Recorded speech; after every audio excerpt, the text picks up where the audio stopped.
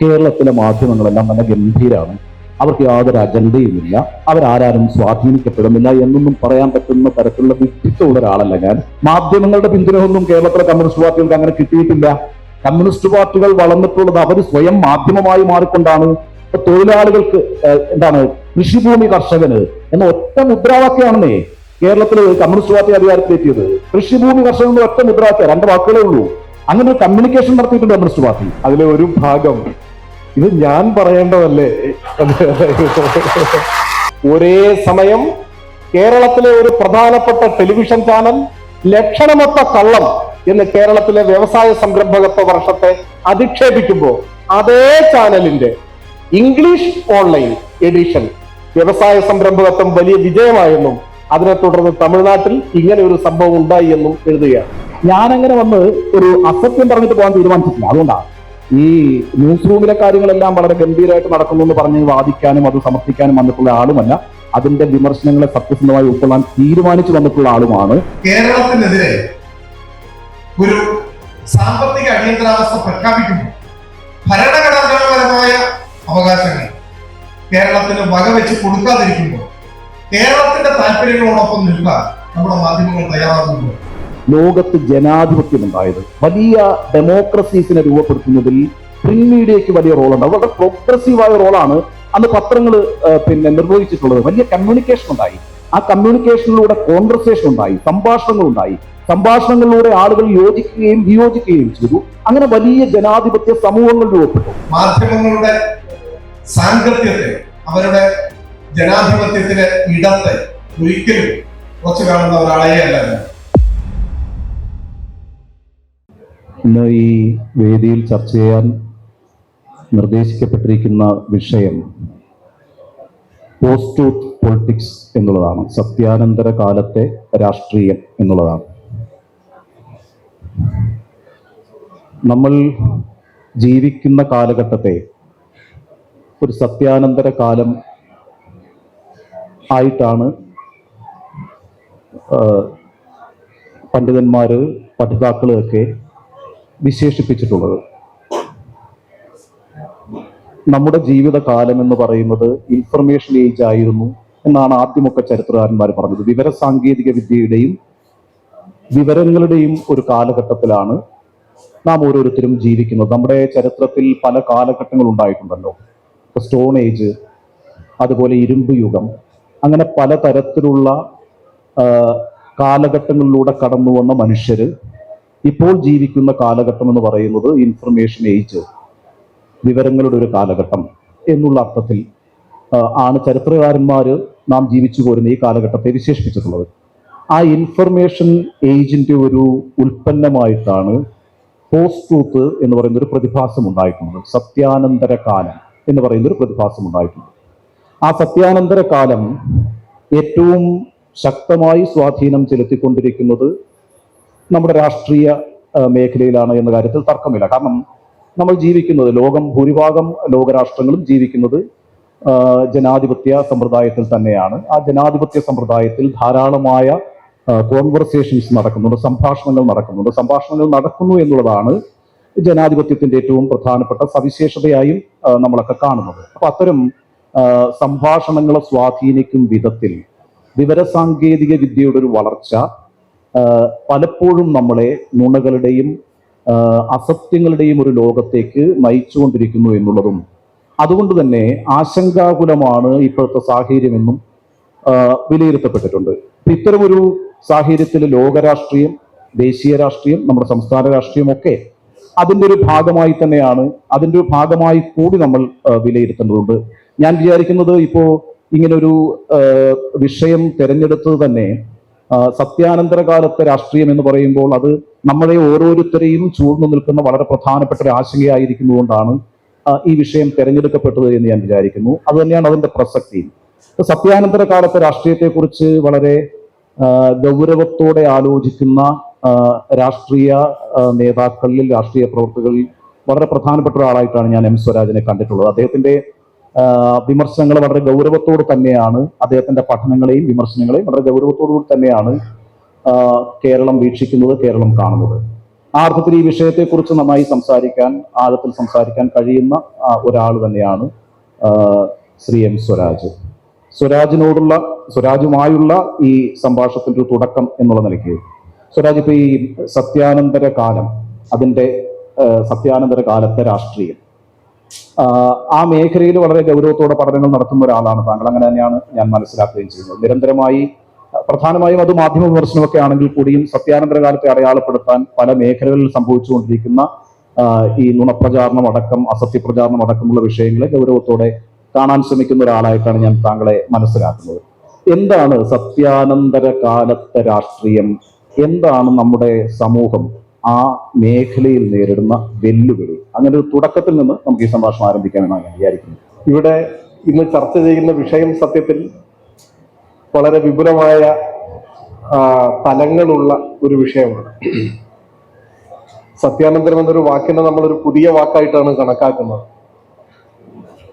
Serbian American നാടകകൃത്തായ Steve ടെസിക്കാണ് 1992 തന്റെ ഒരു പ്രബന്ധത്തിൽ post truth എന്ന ഒരു പ്രയോഗം ആദ്യമായി ഉപയോഗിച്ചതെന്നാണ് തോന്നുന്നത്. അങ്ങനെയാണ് വായിച്ചതായി ഓർക്കുന്നത്. അങ്ങനെ തന്നെയാണ്. പിന്നീട് വ്യാഴവട്ടത്തിന് ശേഷം റാൽഫ് കെയ്സ് എഴുതിയ പുസ്തകത്തിന്റെ പേര് തന്നെ ദ പോസ്റ്റ് ട്രൂത്ത് ഇറ എന്നായിരുന്നു. അതിൽ അദ്ദേഹം മാധ്യമങ്ങളാൽ സ്വാധീനിക്കപ്പെടുകയും ഒരു പരിധിവരെ നിയന്ത്രിക്കപ്പെടുകയും ചെയ്യുന്ന ലോകത്തെ വഞ്ചനയുടെ ആധിക്യത്തെ സംബന്ധിച്ചുള്ള ചില നിരീക്ഷണങ്ങൾ, പഠനങ്ങളൊക്കെയാണ് മുൻപോട്ട് വെക്കുന്നത്. നമ്മളിവിടെ സത്യാനന്തര കാലത്തെ രാഷ്ട്രീയം എന്ന് പറഞ്ഞാൽ എല്ലാം സത്യാനന്തരം എന്ന വിശേഷണത്തോടു കൂടി നമുക്ക് പറയാൻ പറ്റും. കാരണം കുറച്ചു വർഷങ്ങൾക്ക് മുൻപ് അമേരിക്കൻ പ്രസിഡന്റായി ഡൊണാൾഡ് ട്രംപ് തെരഞ്ഞെടുക്കപ്പെട്ട ആ ഒരു പശ്ചാത്തലത്തിലാണ് ഈ വാക്കിന് പ്രചുര പ്രചാരം സിദ്ധിക്കുന്നത്. അദ്ദേഹത്തിന്റെ തെരഞ്ഞെടുപ്പ് പ്രചരണവും വിജയവും ഒക്കെയായി ബന്ധപ്പെട്ടാണ് ഈ പദത്തിനൊരു പ്രചുര പ്രചാരം ലഭിക്കുന്നത്. പക്ഷെ സത്യത്തിൽ നമ്മളൊരു പരിശോധനയ്ക്ക് മുതിർന്നാൽ എനിക്ക് തോന്നുന്നു, ഏത് കാലമാണ് സത്യത്തിന്റെ കാലം? ഇത് സത്യാനന്തര കാലം എന്ന് നമ്മൾ പറയുമ്പോൾ ചരിത്രത്തിലെ ഏത് കാലഘട്ടത്തെയാണ് നാം സത്യത്തിന്റെ സൗവർണ കാലം എന്ന് അടയാളപ്പെടുത്താൻ കഴിയുക? അങ്ങനെ ഒരു കാലം ഇല്ല എന്നാണ് എനിക്ക് തോന്നുന്നത്. സത്യവും അസത്യവും എല്ലാ കാലഘട്ടത്തിലും സജീവമായി നിലനിന്ന രണ്ട് ഘടകങ്ങൾ തന്നെയാണ് എന്നെനിക്ക് തോന്നുന്നു. പിന്നെ എന്തുകൊണ്ട് നമ്മുടെ കാലത്തിന് ഇങ്ങനെ ഒരു വിശേഷണം പതിച്ചു കിട്ടി? അതെനിക്ക് തോന്നുന്നു അസത്യത്തെ ഏറ്റവും തികവാർന്ന രീതിയിൽ സത്യമെന്ന് പ്രതീതി സൃഷ്ടിച്ചുകൊണ്ട് അവതരിപ്പിക്കാൻ കഴിയുന്നത് ഒരു പക്ഷെ ഇപ്പോഴായിരിക്കും. അല്ലെങ്കിൽ അസത്യ പ്രചരണങ്ങൾക്ക് ഏറ്റവും ശക്തി ലഭിച്ച ഒരു കാലം ഒരു പക്ഷെ നമ്മുടെ കാലമായിരിക്കും എന്നെനിക്ക് തോന്നുന്നു. ഇപ്പോ വൻതോതിൽ പ്രതീതികൾ ഉൽപ്പാദിപ്പിക്കുകയാണ്. ഇപ്പോഴത്തെ സത്യാനന്തര കാലത്തെ രാഷ്ട്രീയം എന്ന് പറഞ്ഞാൽ പ്രതീതികൾ സൃഷ്ടിച്ചുകൊണ്ട് രാഷ്ട്രീയ ലക്ഷ്യങ്ങൾ നേടിയെടുക്കാൻ ശ്രമിക്കുന്ന നീക്കമാണ് എന്ന് വളരെ ലളിതമായിട്ടല്ല ലഘുവായി സൂചിപ്പിക്കാൻ എനിക്ക് തോന്നുന്നു. ഇപ്പൊ ഏറ്റവും ഒടുവിൽ നടന്ന അമേരിക്കൻ പ്രസിഡന്റ് തെരഞ്ഞെടുപ്പ്, ആ അമേരിക്കൻ പ്രസിഡന്റ് തെരഞ്ഞെടുപ്പിൽ ട്രംപ് ഒരു ഘട്ടം കഴിഞ്ഞപ്പോൾ തന്റെ എതിർ സ്ഥാനാർത്ഥിയെ പിന്നിലാക്കുന്നതിന് വേണ്ടി അദ്ദേഹം ആവർത്തിച്ച് പ്രയോഗിച്ച ഒരു വാചകം കമ്മ്യൂണിസ്റ്റ് എന്നാണ്. കമലാ ഹാരിസിനെ വിശേഷിപ്പിച്ചത് അവരൊരു കമ്മ്യൂണിസ്റ്റാണ്. പരിഹാസ രൂപത്തിൽ കോമ്രേഡ് എന്ന വാക്ക് അദ്ദേഹം ഉപയോഗിക്കുകയുണ്ടായി. അമേരിക്കൻ ജനസാമാന്യത്തിന്റെ ഇപ്പോഴത്തെയും ഒരു ബോധ നിലവാരത്തിൽ നിന്നുകൊണ്ട് എതിരാളിയെ തോൽപ്പിക്കാൻ കമ്മ്യൂണിസ്റ്റ് എന്നൊരു വിശേഷണം ഉചിതമാണ് എന്ന് ട്രംപ് തിരിച്ചറിയുന്നുണ്ട്. ആ ഒരു പ്രതീതി സൃഷ്ടിക്കുകയാണ്. നമ്മുടെ രാജ്യത്ത് ഇത് നമുക്ക് കാണാൻ സാധിക്കും. ദേശീയ രാഷ്ട്രീയത്തിൽ വൻതോതിലുള്ള പ്രതീതികൾ നിർമ്മിച്ചുകൊണ്ടാണ് രാഷ്ട്രീയ അധികാരം പിടിച്ചെടുക്കാൻ ഉള്ള ശ്രമം കേന്ദ്ര ഭരണത്തിന്റെ കൂടി പിൻബലത്തിൽ ഇവിടെ നടന്നിട്ടുള്ളത്. അതിന്റെ ഏറ്റവും വലിയൊരു ഉദാഹരണം രണ്ട് കാര്യങ്ങൾ നമുക്ക് പെട്ടെന്ന് ഓർമ്മയിൽ വരുന്നു. ഒന്ന്, ഇന്ത്യൻ പാർലമെന്റ് പുതിയ മന്ദിരത്തിന്റെ ഉദ്ഘാടനം. ആ ഉദ്ഘാടനം ഒരുപക്ഷെ ഒരു മതനിരപേക്ഷ രാഷ്ട്രത്തിന് ഒരിക്കലും ഉൾക്കൊള്ളാൻ കഴിയാത്ത വിധം പ്രത്യേക വിഭാഗത്തിൽപ്പെട്ട പുരോഹിതന്മാർ ആ ഉദ്ഘാടന ചടങ്ങ് കൈയടക്കിയതായിട്ടാണ് നമുക്ക് കാണാൻ പറ്റുക. അത് പക്ഷെ തുറന്ന് വിമർശിക്കുന്ന കാര്യത്തിലും നമ്മുടെ മാധ്യമങ്ങളും വലിയ വീഴ്ച വരുത്തി. എന്ന് വെച്ചാൽ വർത്തമാനകാലത്തെ അഥവാ സത്യാനന്തര കാലത്തെ രാഷ്ട്രീയ പ്രവർത്തനം വലിയൊരു പ്രതീതി നിർമ്മാണത്തിന്റെ ഭാഗമായിട്ടാണ് മുൻപോട്ട് പോകുന്നത് പറയുമ്പോൾ മാധ്യമങ്ങളെ കൂടി പങ്കാളിയാക്കിക്കൊണ്ട് മാത്രമാണ് ഇത് നടക്കുക. പിറ്റേ ദിവസം ഇറങ്ങിയ മലയാള മനോരമ ദിനപത്രത്തിന്റെ തലക്കെട്ട് ലീഡ് സമർപ്പണം എന്നായിരുന്നു. സമർപ്പണം ആ വാക്കായിരുന്നു. മാതൃഭൂമിയുടെ തലക്കെട്ട് പുതിയ ഇന്ത്യ എന്നായിരുന്നു. അപ്പൊ ഈ നിലയിൽ മാധ്യമങ്ങളെ കൂടി പങ്കാളിയാക്കിക്കൊണ്ട് പാർലമെന്റ് മന്ദിരത്തിന്റെ ഉദ്ഘാടനം 1, 2 രാമക്ഷേത്രത്തിന്റെ ഉദ്ഘാടനം, അതിന് പ്രാണപ്രതിഷ്ഠ എന്നൊക്കെയാണ് പറഞ്ഞത്. സത്യത്തിൽ ക്ഷേത്രത്തിന്റെ നിർമ്മാണം പൂർത്തിയായിട്ടില്ല. പക്ഷെ തെരഞ്ഞെടുപ്പിന്റെ തൊട്ട് മുൻപ് ധൃതി പിടിച്ച് അത് സമർപ്പിക്കുകയാണ്. ഏതെങ്കിലും പൂജാരിയോ തന്ത്രിയോ അല്ല, പ്രധാനമന്ത്രിയാണ്. ഒരു മതനിരപേക്ഷ രാഷ്ട്രത്തിന്റെ പ്രധാനമന്ത്രി ഒരു വിഭാഗത്തിന്റെ ആരാധനാലയം ഉദ്ഘാടനം ചെയ്യുകയാണ്. ആ അർത്ഥത്തിൽ ഉദ്ഘാടനം ചെയ്യുകയാണ്. അന്ന് നമ്മുടെ രാജ്യത്തെ മാധ്യമങ്ങളാകെ, കേരളത്തിലെ പ്രധാനപ്പെട്ട ചാനലുകളും അത് പൂർണ്ണമായും തത്സമയം ഭക്തിസാന്ദ്രമായ അന്തരീക്ഷത്തിൽ അത് സംപ്രേഷണം ചെയ്യുകയാണ് ഉണ്ടായത്. അപ്പോ ഇങ്ങനെ പ്രതീതികൾ സൃഷ്ടിച്ചുകൊണ്ട്, ആ പ്രതീതി എന്ന് പറഞ്ഞാൽ രാമജന്മഭൂമി എന്ന മുദ്രാവാക്യത്തിന്റെ ഒരു ഉയർന്ന ഘട്ടമാണ് രാമക്ഷേത്ര നിർമ്മാണം, അതിന്റെ പൂർത്തീകരണം എന്ന പ്രഖ്യാപനമാണ്. അപ്പോ സത്യാനന്തര കാലത്തെ രാഷ്ട്രീയ പ്രവർത്തനത്തിന്റെ പ്രധാനപ്പെട്ട മുഖം പ്രതീതികൾ സൃഷ്ടിച്ച അയാഥാർത്ഥമായ ഒരു ലോകത്തേക്ക് ജനങ്ങളെ നയിക്കുക എന്നതാണ്. അതിന് സാധിക്കുന്നതാവട്ടെ മാധ്യമങ്ങളുടെ നിർലോഭമായ പിന്തുണ കൊണ്ടുകൂടിയാണ് എന്നാണ് ഞാൻ വിചാരിക്കുന്നത്, അല്ലെങ്കിൽ എൻ്റെ നിരീക്ഷണം. മുതിർന്ന മാധ്യമ പ്രവർത്തകൻ കൂടിയായ ഉണ്ണി ബാലകൃഷ്ണന് അത് കൂടുതൽ വിശദീകരിക്കാൻ കഴിയും എന്നാണ് എൻ്റെ പ്രതീക്ഷ. നോക്കൂ, ഇപ്പൊ ഈ 1992 സ്റ്റീവ് ടസിച്ച് എന്ന് പറയുന്ന സെർബിയൻ അമേരിക്കൻ എഴുത്തുകാരനാണ് ആദ്യമായിട്ട് പോസ്റ്റ് ട്രൂത്ത് എന്ന് പറയുന്ന ഒരു വാക്ക് പ്രയോഗിക്കുന്നത്. അത് ശരിയാണ്. ഈ 1992 ഒരു പ്രത്യേകതയുണ്ട്, ഞാൻ അതിലേക്ക് വരാം. 2016 ഓക്സ്ഫോർഡ് ഡിക്ഷണറീസ് ആ വർഷത്തെ വാക്കായിട്ട് പോസ്റ്റ് ട്രൂത്തിനെ തെരഞ്ഞെടുക്കുന്നത്. 2016 1992 പ്രത്യേകത എന്താണ് പോസ്റ്റ് ട്രൂത്ത് എന്ന വാക്കിന് ഓക്സ്ഫോർഡ് ഡിക്ഷണറി നൽകിയിരിക്കുന്ന നിർവചനം? അത് വസ്തുതകളല്ല, മറിച്ച് വൈകാരികതയാണ് എപ്പോഴും പോസ്റ്റ് ട്രൂത്ത് മുന്നിൽ നിർത്തുക. വസ്തുതകൾക്ക് യാതൊരു പ്രസക്തിയും സത്യാനന്തര കാലത്തില്ല, മറിച്ച് വൈകാരികമായി ആളുകളെ ഒന്നിപ്പിക്കുക, വൈകാരികമായി കാര്യങ്ങൾ അവതരിപ്പിക്കുക, അതിനെയാണ് പോസ്റ്റ് ട്രൂത്ത് എന്ന് ഓക്സ്ഫോർഡ് ഡിക്ഷണറീസ് വിശദീകരിച്ചിട്ടുള്ളത്, നിർവചിച്ചിട്ടുള്ളത്. ഇതാദ്യം പ്രയോഗിച്ച 1992 നമ്മുടെ രാജ്യത്തൊരു വലിയ പ്രസക്തിയുണ്ട്. ആ വർഷമാണ് ബാബറി മസ്ജിദ് തകർക്കപ്പെട്ടത്. ബാബറി മസ്ജിദ് തകർക്കപ്പെടുമ്പോൾ എന്താണ് സാഹചര്യം? രാമൻ എന്നൊരു ഇതിഹാസ പുരുഷൻ ഇന്ത്യയിൽ ജീവിച്ചിരുന്നു എന്നും ഭാരതത്തിൽ ജീവിച്ചിരുന്നു എന്നും അങ്ങനെ ഒരു ഇതിഹാസ പുരുഷന്റെ ജന്മസ്ഥലമാണ് അയോധ്യ എന്നും ആദ്യം പറയുന്നു. ഇതിനൊന്നും ഒരു തെളിവുമില്ല, ചരിത്രപരമായി ഒരു തെളിവുമില്ല.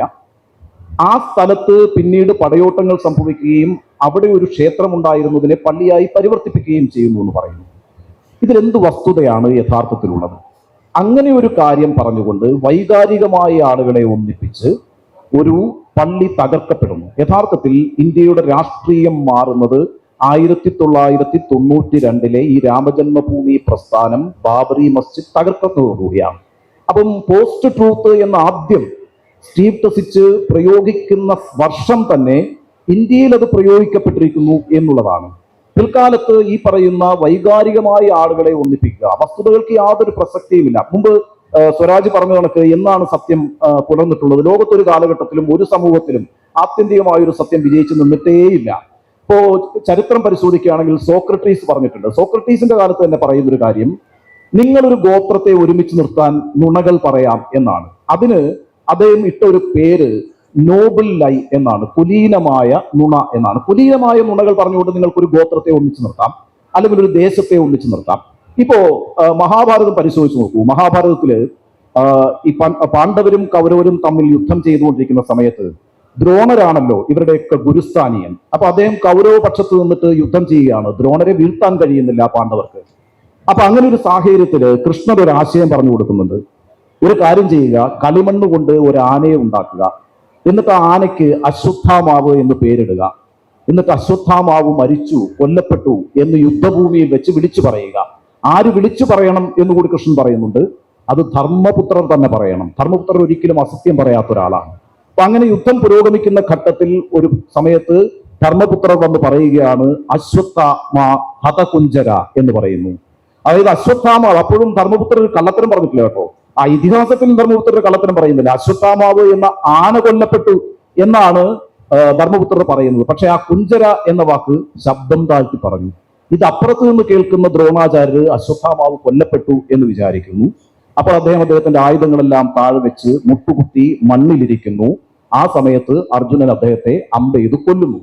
അപ്പൊ ഇങ്ങനെ ചരിത്രം ഉടനീളം എടുത്തു നോക്കിയാൽ, ഇതൊരു ഐതിഹ്യമാണെങ്കിൽ കൂടി ചരിത്രം ഉടനീളം എടുത്തു നോക്കിയാൽ ഇത്തരത്തിലുള്ള നുണകൾ എല്ലാ കാലഘട്ടങ്ങളിലും നമ്മുടെ സമൂഹത്തിൽ ഉണ്ടായിരുന്നു. നുണകൾ ആധിപത്യത്തിലേക്ക് വന്നിട്ടുണ്ട്. നുണ പ്രചാരണം ശക്തമായിരുന്നു. പക്ഷെ ഇന്നത്തെ സാഹചര്യം എന്ന് പറയുന്നത് അതാണ് ഈ പോസ്റ്റ് ട്രൂത്ത് എന്ന വാക്കിന്റെ പ്രസക്തി. വസ്തുതകൾ ആവശ്യമേ ഇല്ല. നമുക്ക് വസ്തുതകൾ അറിയാൻ നമ്മൾ താല്പര്യപ്പെടുന്നില്ല. അങ്ങനെ ഒരു സമൂഹമായി നമ്മൾ തന്നെ മാറിയിരിക്കുന്നു. ഇപ്പോ മുമ്പൊക്കെ ഈ വലിയ അധികാരികൾക്ക് വലിയ രീതിയിലുള്ള ശ്രമങ്ങൾ വേണമായിരുന്നു നുണകൾ പ്രചരിപ്പിച്ച് അവരുടെ അധികാരത്തെ നിലനിർത്താൻ. ഇന്ന് അതൊന്നും വേണ്ട. ഇപ്പൊ നേരത്തെ സ്വരാജ് പറഞ്ഞു മാധ്യമങ്ങൾ അതിന്റെ ഒരു ഭാഗമാണ് എന്ന്. സത്യത്തിൽ മാധ്യമങ്ങൾ അതിന്റെ ഒരു ഭാഗം തന്നെയാണ്, കാര്യത്തിലൊന്നും എനിക്ക് സംശയമില്ല. പക്ഷെ ആ മാധ്യമത്തിനൊരു നിർവചനത്തിന്റെ പ്രശ്നമുണ്ട്. കാരണം വെച്ചാല് ഇപ്പോ പത്രങ്ങൾ ഉണ്ടായപ്പോഴാണ് യഥാർത്ഥത്തിൽ ലോകത്ത് ജനാധിപത്യം ഉണ്ടായത്. വലിയ ഡെമോക്രസീസിനെ രൂപപ്പെടുത്തുന്നതിൽ പ്രിന്റ് മീഡിയയ്ക്ക് വലിയ റോളുണ്ട്. അത് വളരെ പ്രോഗ്രസീവായ റോളാണ് അന്ന് പത്രങ്ങൾ നിർവഹിച്ചിട്ടുള്ളത്. വലിയ കമ്മ്യൂണിക്കേഷൻ ഉണ്ടായി. ആ കമ്മ്യൂണിക്കേഷനിലൂടെ കോൺവെർസേഷൻ ഉണ്ടായി, സംഭാഷണങ്ങൾ ഉണ്ടായി. സംഭാഷണങ്ങളിലൂടെ ആളുകൾ യോജിക്കുകയും വിയോജിക്കുകയും ചെയ്തു. അങ്ങനെ വലിയ ജനാധിപത്യ സമൂഹങ്ങൾ രൂപപ്പെട്ടു. ആ ജനാധിപത്യ സമൂഹങ്ങളെ രൂപപ്പെടുത്തുന്നതിനകത്ത് പ്രിന്റ് മീഡിയ വഹിച്ച പങ്ക് വളരെ വളരെ പ്രധാനമാണ്. ഇപ്പൊ ഞാനൊരു ഉദാഹരണം പറയാം. ജെറ്റിസ്ബർഗ് ലിങ്കൺ പ്രസംഗിക്കുന്നു. അത് വലിയ പ്രധാനപ്പെട്ട ഒരു പ്രസംഗമായിട്ട് ലോകം ഇന്നും കേൾക്കുന്ന ഒരു പ്രസംഗമാണ് ജെറ്റിസ്ബർഗ് സ്പീച്ച് എന്ന് പറയുന്നത്. പക്ഷെ ലിങ്കൺ പ്രസംഗിച്ച അടുത്ത ദിവസം ഇറങ്ങിയ 2 പത്രങ്ങൾ ഈ പ്രസിഡന്റിന്റെ പ്രസംഗം ഈ പറയുന്ന പാത്രം കഴുകിയ വെള്ളം പോലെ, ഡിഷ് വാട്ടർ എന്നാണ്, ആ ഡിഷ് വാഷ് വാട്ടർ പോലെ സില്ലി ആയിരുന്നു എന്ന് എഴുതുന്നുണ്ട്. എത്രയോ വർഷങ്ങൾക്ക് മുമ്പ്, നൂറ്റാണ്ടുകൾക്ക് മുമ്പ് 2 പത്രങ്ങൾ അമേരിക്കയിൽ ലിങ്കന്റെ പ്രസംഗത്തിനെതിരായിട്ട് എഴുതിയിട്ടുണ്ട്. ലോകം മുഴുവൻ ആ പ്രസംഗത്തെ ആദരിക്കുകയും കൈയടിക്കുകയും ചെയ്യുമ്പോൾ ആ രീതിയിൽ പ്രിന്റ് മീഡിയ വലിയ ജനാധിപത്യ സമൂഹങ്ങളെ ഉണ്ടാക്കുന്നതിൽ വലിയ പങ്ക് വഹിച്ചിട്ടുണ്ട്. പിന്നീട് ടെലിവിഷനും അതേ രീതിയിൽ തന്നെ വലിയ പങ്ക് വഹിച്ചിട്ടുണ്ട്.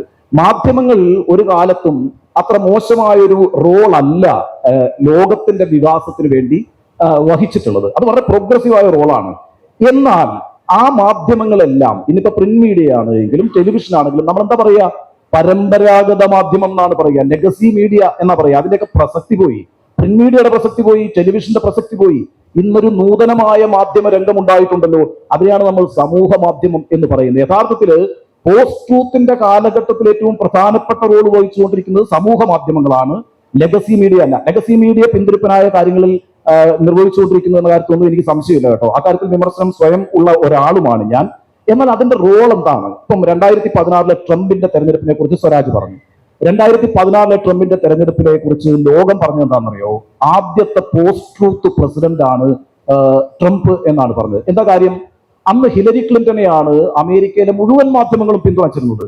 ഹിലരി ക്ലിന്റന് പിന്നിലായിരുന്നു വാഷിംഗ്ടൺ പോസ്റ്റ്. ഹിലരി ക്ലിന്റന് ഒപ്പമാണ് ന്യൂയോർക്ക് ടൈംസ് ഉണ്ടായിരുന്നത്. പക്ഷെ ജയിച്ചു വന്നത് ഡൊണാൾഡ് ട്രംപ് ആണ്. അന്ന് വളരെ പ്രധാനപ്പെട്ട ഒരു മാധ്യമപ്രവർത്തകൻ പറയുന്നുണ്ട്, ഇനിയിപ്പോ നമ്മൾ ഈ പണിയെടുത്തിട്ട് കാര്യമില്ല.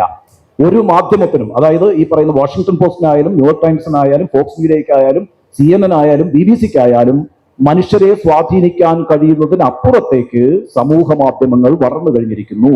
ആ രീതിയിലുള്ള സമൂഹ മാധ്യമത്തിന്റെ വ്യാപനമാണ് യഥാർത്ഥത്തിൽ പോസ്റ്റ് ട്രൂത്തുമായി ബന്ധപ്പെട്ട് മാധ്യമങ്ങളെ കുറിച്ച് ചർച്ച ചെയ്യുമ്പോൾ ചെയ്യേണ്ടത് എന്നാണ് ഞാൻ വിചാരിക്കുന്നത്. ആ സോഷ്യൽ മീഡിയയുടെ റോൾ എന്ന് പറയുന്നത് വളരെ വളരെ വലുതാണ്. നിങ്ങൾക്ക് ഇപ്പൊ മുമ്പ് നമ്മുടെ നാട്ടിൽ പറയത്തില്ലേ, 10 പേര് പറഞ്ഞാൽ ആടിനെ പട്ടിയാക്കാമെന്ന്. 10 പേര് പറഞ്ഞാൽ ഒരു ആടിനെ പട്ടിയാക്കാമെന്ന് വളരെ മുമ്പേ നമ്മൾ കണ്ടെത്തിയിട്ടുണ്ട്. അത് മനോഹരമായി ഇപ്പോൾ ചെയ്തുകൊണ്ടിരിക്കുന്നത് സമൂഹ മാധ്യമങ്ങളാണ്. ഞാൻ സമൂഹ മാധ്യമത്തെ തന്നെ മോശമായിട്ടൊന്നും കാണുന്നില്ല. സമൂഹ മാധ്യമങ്ങൾ വലിയ രീതിയിൽ വലിയ വിപ്ലവകരമായ മാറ്റങ്ങൾ ലോകത്തുണ്ടാക്കിയിട്ടുണ്ട് എന്ന കാര്യത്തിൽ തർക്കമില്ല. ഇപ്പൊ നമ്മൾ പറയുന്ന അറബ് വസന്തം പോലെയുള്ള കാര്യങ്ങളിനകത്ത് സമൂഹ മാധ്യമങ്ങളാണ്. ഇപ്പം ഹോസ്നി മുബാറക്കിനെ പോലെ ഒരു ഓട്ടോക്രാറ്റിന് രാജ്യം വിട്ട് പലായനം ചെയ്യേണ്ടി വന്ന സാഹചര്യം എന്ന് പറയുന്നത് സമൂഹ മാധ്യമങ്ങളുടെ കൂട്ടായ്മയാണ്.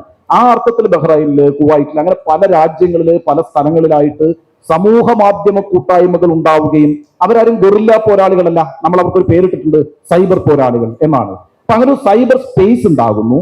അവിടെ മാധ്യമങ്ങൾ ഉണ്ടാകുന്നു, അവിടെ പോരാളികൾ ഉണ്ടാകുന്നു, അവിടെ കൂട്ടായ്മകൾ ഉണ്ടാകുന്നു. അത്തരം കൂട്ടായ്മകൾ സാമൂഹിക വ്യവസ്ഥിതികളെ അട്ടിമറിക്കുന്നു. ആ രീതിയിലൊക്കെയാണ് സമൂഹ മാധ്യമങ്ങൾ ആദ്യഘട്ടത്തിൽ ഉപയോഗിക്കപ്പെട്ടിരുന്നത് എങ്കിൽ ഇന്നിപ്പോൾ വളരെ വൈകാരികമായി നമ്മളെ ചൂഷണം ചെയ്യാൻ അധികാരികൾക്ക് കഴിയും വിധത്തിൽ ഉപയോഗിക്കാൻ കഴിയുന്ന ഒരു പ്ലാറ്റ്ഫോം ആയിട്ട് സോഷ്യൽ മീഡിയ മാറിയിട്ടുണ്ട്. ഒരു കാര്യം കൂടി ഞാൻ പറയാം. 2022 മാർച്ചില് നരേന്ദ്രമോദി പറയുകയാണ്, ഈ കോവിഡിന്റെ കാലമാണല്ലോ, ലോക്ക്ഡൌണിൽ ആളുകൾ നിൽക്കുകയാണ്. ആ സമയത്താണ് അദ്ദേഹം പറയുന്നത്, നിങ്ങൾ എല്ലാവരും ബാൽക്കണിയിൽ പോയി നിന്ന് ഈ പാത്രത്തിൽ കൊട്ടണം എന്ന് പറഞ്ഞു. നോക്കൂ, ഇന്ത്യയിലെ ബഹുഭൂരിപക്ഷം വരുന്ന ആളുകളും ബാൽക്കണിയിൽ പോയി നിന്ന് പാത്രം കൊട്ടി കൊറോണ വൈറസിനെ പായിക്കാൻ ശ്രമിച്ചു. അങ്ങനെ രാജ്യമാണ് നമ്മുടേത്.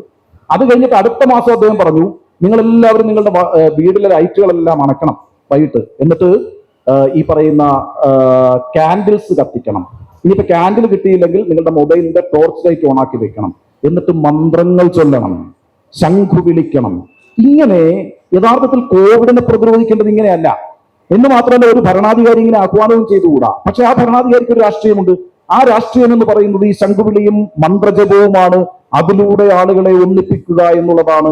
അങ്ങനെ തന്റെ സാമ്രാജ്യം ഊട്ടിയുറപ്പിക്കുക, അധികാരം ഊട്ടിയുറപ്പിക്കുക എന്നതാണ്. ഇതിൽ നിന്നുകൊടുക്കുന്ന ആളുകളായി നമ്മെ പരിവർത്തിപ്പിക്കുന്നതിനകത്ത് ഈ വൈകാരികതയുടെ പ്രശ്നമുണ്ട്. മാധ്യമങ്ങളെ മാറ്റി നിർത്തിയാലും ഞാൻ പറയുന്നത് നമ്മുടെ രാഷ്ട്രീയത്തിൽ ഇത്തരത്തിലുള്ള വൈകാരികമായ വസ്തുതകൾക്കപ്പുറത്ത് വൈകാരികതയെ മുന്നിൽ നിർത്തിക്കൊണ്ട് ആളുകളെ ഒരുമിപ്പിക്കുകയും അവരെ തങ്ങൾക്ക് അനുകൂലമാക്കി മാറ്റുകയും ചെയ്യുന്നു എന്നുള്ളതാണ്. 2019 തെരഞ്ഞെടുപ്പ് കാലത്ത് ഞാൻ വടക്കേ ഇന്ത്യയിലൂടെ ഒരു യാത്ര നടത്തിയിട്ടുണ്ട്. ആ യാത്രയുടെ സമയത്ത് ഉത്തർപ്രദേശിലെ ഒരു സാധാരണ കർഷകനുമായിട്ട് സംസാരിച്ചിട്ടുണ്ട്. ആ സമയത്താണ് കേട്ടോ പുൽവാമ ബാലാക്കോട്ട് ആക്രമണം നടക്കുന്നത്. അന്ന് ഈ പറയുന്ന കർഷകൻ ദാരിദ്ര്യത്തിൽ കൂപ്പുകുത്തി നിൽക്കുന്ന സമയമാണ്. അന്ന് ഞാൻ അയാളോട് ചോദിക്കുന്നുണ്ട്, നിങ്ങൾ ആർക്കാ വോട്ട് ചെയ്യുക എന്നുള്ളത്. സ്വാഭാവികമായിട്ടും ആ കർഷകൻ സർക്കാരിന് എതിരാകേണ്ടതാണ്. ഉത്തർപ്രദേശിലും കേന്ദ്രത്തിലും BJP ഭരിക്കുന്ന സമയമാണ്. ആ കർഷകന് എതിരാകേണ്ട സമയമാണ്. പക്ഷെ അയാൾ എന്നോട് പറഞ്ഞത്, ഞാൻ BJPക്കാണ് വോട്ട് ചെയ്യുക, കാരണം ഇത് ദേശരക്ഷയുടെ പ്രശ്നമാണ് എന്നാണ്. ഏറ്റവും ദേശരക്ഷാക്കി ബാത്ത് ഹേ എന്നാണ്. ആ വാക്ക് ഞാൻ മറക്കത്തില്ല. അങ്ങനെയാണ് പറഞ്ഞത്. കാരണം ഇത് ദേശരക്ഷയാണ്. അതിനേക്കാളാണ് എന്റെ ദാരിദ്ര്യത്തിനപ്പുറത്ത്, എന്റെ തൊഴിലില്ലായ്മയ്ക്കപ്പുറത്ത്, എന്റെ പട്ടിണിക്കപ്പുറത്ത്, എനിക്ക് ജീവിക്കാൻ കഴിയാത്ത സാഹചര്യത്തിൽ ഞാൻ ജീവിക്കുമ്പോഴും എന്റെ രാജ്യത്തിന്റെ രക്ഷ ഒരു പ്രശ്നമാണ്. അങ്ങനെ അയാളെ കൊണ്ട് തോന്നിപ്പിക്കുന്നു എന്നുള്ളതാണ്. അപ്പൊ ഈ പട്ടിണിയുടെ പ്രശ്നം മാറുന്നു, തൊഴിലില്ലായ്മയുടെ പ്രശ്നം മാറുന്നു, മറ്റെല്ലാ വിഷമതകളും മാറുന്നു. എന്നിട്ട് വൈകാരികമായി ഒരാളെ സ്റ്റേറ്റിനൊപ്പം നിർത്തുന്നു. ഇതാണ് പോസ്റ്റ് ട്രൂത്ത് എന്ന് പറയുന്നത്. നിങ്ങളെ വൈകാരികമായി സംഘടിപ്പിക്കാൻ കഴിയൂ എന്നുള്ളതാണ്. ആ മേഖലയിൽ മാധ്യമങ്ങൾ ചെറുതല്ലാത്ത പങ്കുവഹിക്കുന്നു എന്ന കാര്യത്തിൽ എനിക്കൊരു സംശയമില്ല. ഇപ്പൊ സ്വരാജ് പറഞ്ഞ വിമർശനം വളരെ ശരിയായിട്ടുള്ള കാര്യമാണ്. ഈ പറയുന്ന ഗണപതി ഹോമത്തെ പ്രകീർത്തിക്കുന്നു, അല്ലെ? പാർലമെന്റ് ഉദ്ഘാടനം ചെയ്യുമ്പോൾ ഗണപതി ഹോമമൊക്കെ നടത്താൻ കഴിയും വിധത്തിൽ ഒരു രാജ്യം മാറി തീർന്നിരിക്കുന്നു. എതിർശബ്ദങ്ങൾ ഉണ്ടാകുന്നില്ല കേട്ടോ. മാധ്യമങ്ങളിലാണ് എതിർശബ്ദം ഉണ്ടാകേണ്ടത്. യഥാർത്ഥത്തിൽ അത് ഉണ്ടാകുന്നില്ല എന്നുള്ളതാണ്. അതുകൊണ്ടാണ് ഞാൻ ഈ ലിങ്കന്റെ ജെറ്റിസ്ബർഗ് സ്പീച്ചിനെ കുറിച്ച് പറഞ്ഞത്. അന്നത്തെ കാലത്ത് അന്ന് 2 പത്രങ്ങൾ ലിങ്കനെ വെല്ലുവിളിക്കുന്നുണ്ട്. അപ്പം ആ രീതിയിൽ ഒരു ടോട്ടാലിറ്റേറിയൻ സമൂഹമായിട്ട് മാറുന്നു എന്നുള്ളതാണ്. ഡെമോക്രസി പോകുന്നു എന്നുള്ളതാണ്.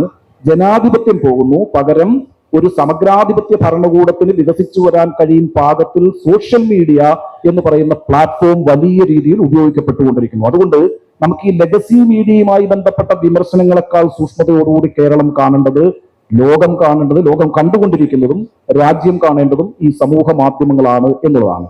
സമൂഹ മാധ്യമവുമായി ബന്ധപ്പെട്ടത് നല്ല രീതിയിൽ രാഷ്ട്രീയ പാർട്ടികളൊക്കെ ഉപയോഗിക്കുന്നുണ്ട് കേട്ടോ. എല്ലാ രാഷ്ട്രീയ പ്രസ്ഥാനങ്ങളും അവരുടെ ഒരു സമൂഹ മാധ്യമ വിഭാഗമുണ്ട്.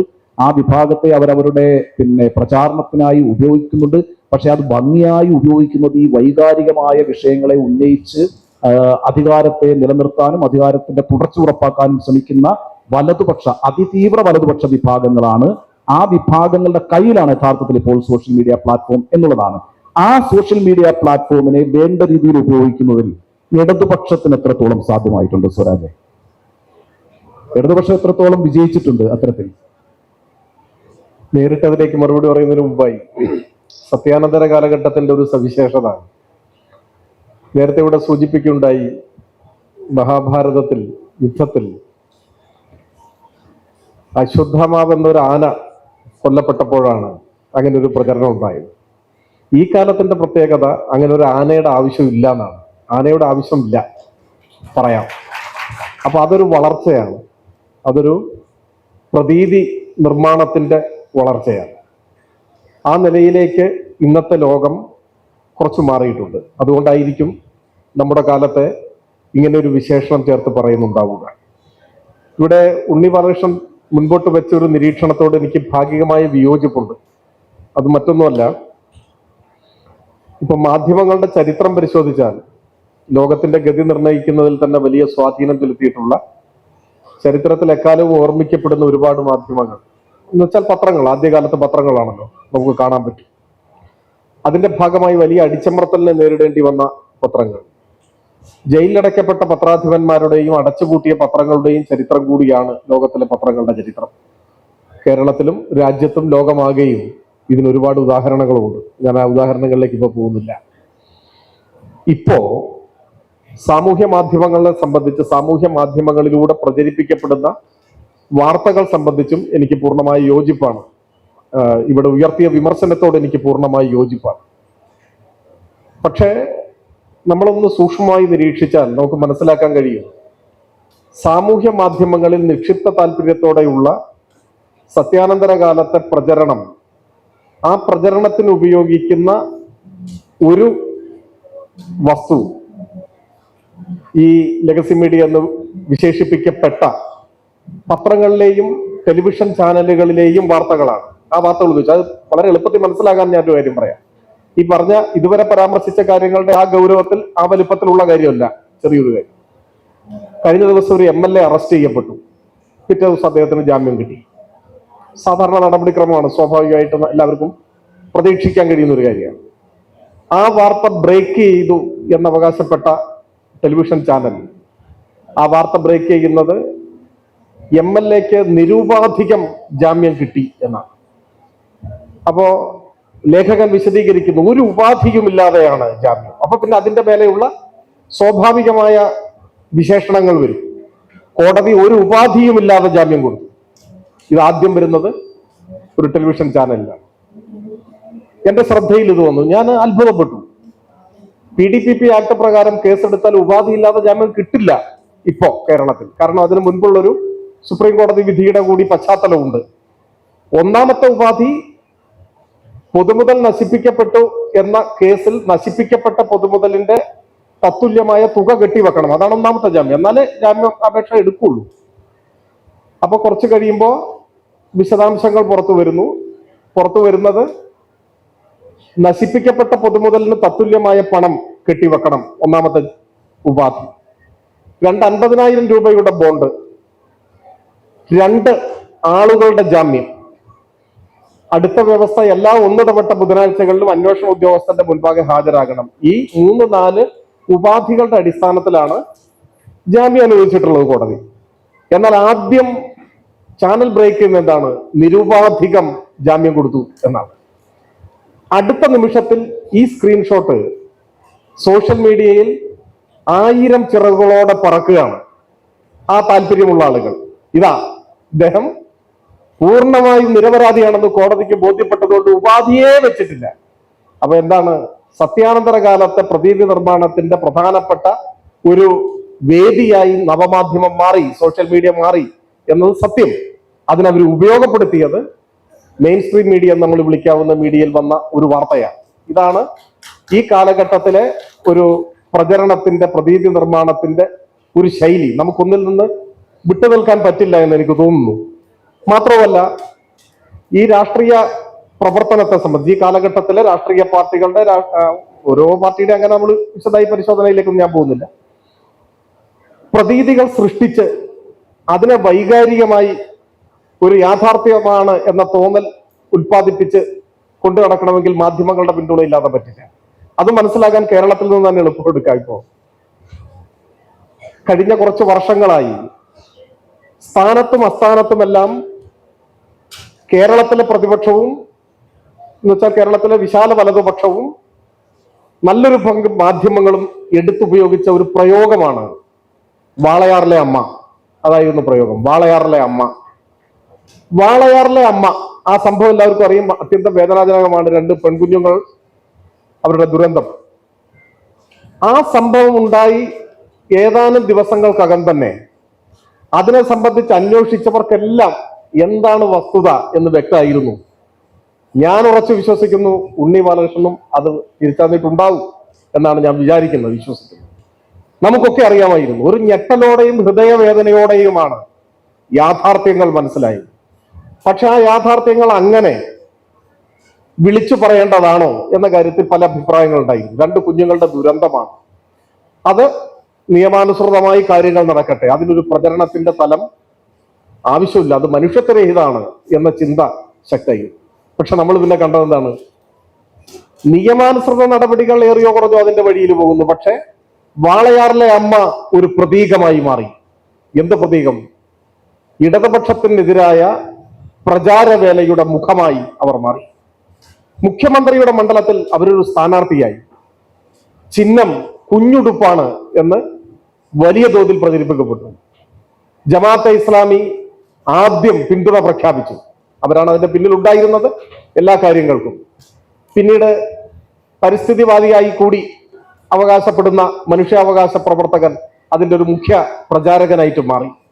കേരളത്തിലെ എല്ലാ അസംബ്ലി മണ്ഡലങ്ങളിലും അവിടെ നോമിനേഷൻ കൊടുത്ത ശേഷം കുറച്ചു ദിവസം അവിടെ നിന്നിട്ട് എല്ലാ അസംബ്ലി മണ്ഡലങ്ങളിലും UDF സ്ഥാനാർത്ഥിയുടെ പ്രചരണത്തിന് വേണ്ടി വാളയാറിലെ അമ്മ എത്തി. ഒരു ഘട്ടത്തിൽ അവരവരുടെ തല മുണ്ഡനം ചെയ്തു. ഇതെല്ലാം വളരെ ആസൂത്രിതമായി തയ്യാറാക്കിയ ഒരു തിരക്കഥയുടെ ഭാഗമായി സംഘടിപ്പിക്കപ്പെട്ടു. ഇപ്പോ അതിലൊരു വ്യക്തത വന്നിരിക്കുന്നു. ഇപ്പോഴും വ്യക്തത വന്നു എന്ന് ചിലർ സമ്മതിച്ച് തന്നേക്കില്ല. പക്ഷെ ഇപ്പോ ഒരു വഴിത്തിരിവിൽ എത്തി നിന്നിരിക്കുന്നു. ഞാൻ പറഞ്ഞത്, ഈ പ്രതീതി സൃഷ്ടിക്കുന്നതിന് മുൻകൈയെടുത്തത് കേരളത്തിലെ പ്രതിപക്ഷവും ഇപ്പോ അവരോടൊപ്പം നിൽക്കുന്ന മറ്റു ചില വിഭാഗങ്ങളും ആണ്. പക്ഷെ ആ പ്രതീതി കേരളത്തിൽ ചെറിയൊരു വിഭാഗം ആളുകളെയെങ്കിലും അത് സത്യമാണ്, അവർ നീതി ലഭിക്കാതെ പോയ ഒരാളാണ്, അവർ പറയുന്നതാണ് സത്യം എന്ന ധാരണയിലേക്ക് എത്തിയത് സോഷ്യൽ മീഡിയ കേന്ദ്രീകരിച്ച് നടന്ന വലിയ പ്രചാരവേലയുടെ ഭാഗമായിട്ടാണ്. എന്നാൽ അതിന് സഹായകമായി വന്നത് മെയിൻ സ്ട്രീം മീഡിയയുമാണ്. ഇപ്പൊ വന്ന് സംഭവിക്കുന്നത് കേരളത്തിലെ ഒരു ചെറിയ വൃത്തത്തിൽ നോക്കിയാലെങ്കിലും, മുഖ്യധാര എന്ന വാക്ക് എന്തോ ആവട്ടെ, നമ്മൾ അങ്ങനെയാണ് പ്രയോഗിച്ചു വരുന്നത്. കേരളത്തിലെ പ്രമുഖ മാധ്യമങ്ങൾ അഥവാ പ്രധാന മാധ്യമങ്ങളും കേരളത്തിലെ സോഷ്യൽ മീഡിയയിൽ നടക്കുന്ന പ്രചരണവും ഏറിയോ കുറഞ്ഞോ കൈകോർത്ത് പിടിച്ചുകൊണ്ട് പോകുന്നു എന്നൊരു പ്രശ്നമുണ്ട്. ഒരുപാട് ഉദാഹരണങ്ങൾ നമുക്ക് കണ്ടുപിടിക്കാൻ സാധിക്കും, നമുക്ക് ചർച്ച ചെയ്യാനും സാധിക്കും. ഇത് ഓരോ പ്രദേശത്തും അതിനനുസൃതമായിട്ടാണ് ഉപയോഗിക്കപ്പെടുന്നത്. ഇപ്പോ ലെഗസി മീഡിയ എന്നാണ് വാക്ക് ഉപയോഗിച്ചത്. പലതും വൻതോതിൽ കുത്തകവൽക്കരിക്കപ്പെടുന്നുണ്ട്. അത് ലോകത്തിലാകെ.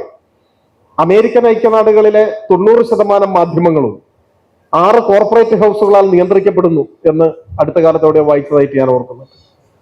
ബ്രിട്ടനിൽ 90% മാധ്യമങ്ങളും 3 കോർപ്പറേറ്റ് ഹൗസുകളുടെ നിയന്ത്രണത്തിലാണ് എന്നാണ് പറയുന്നത്.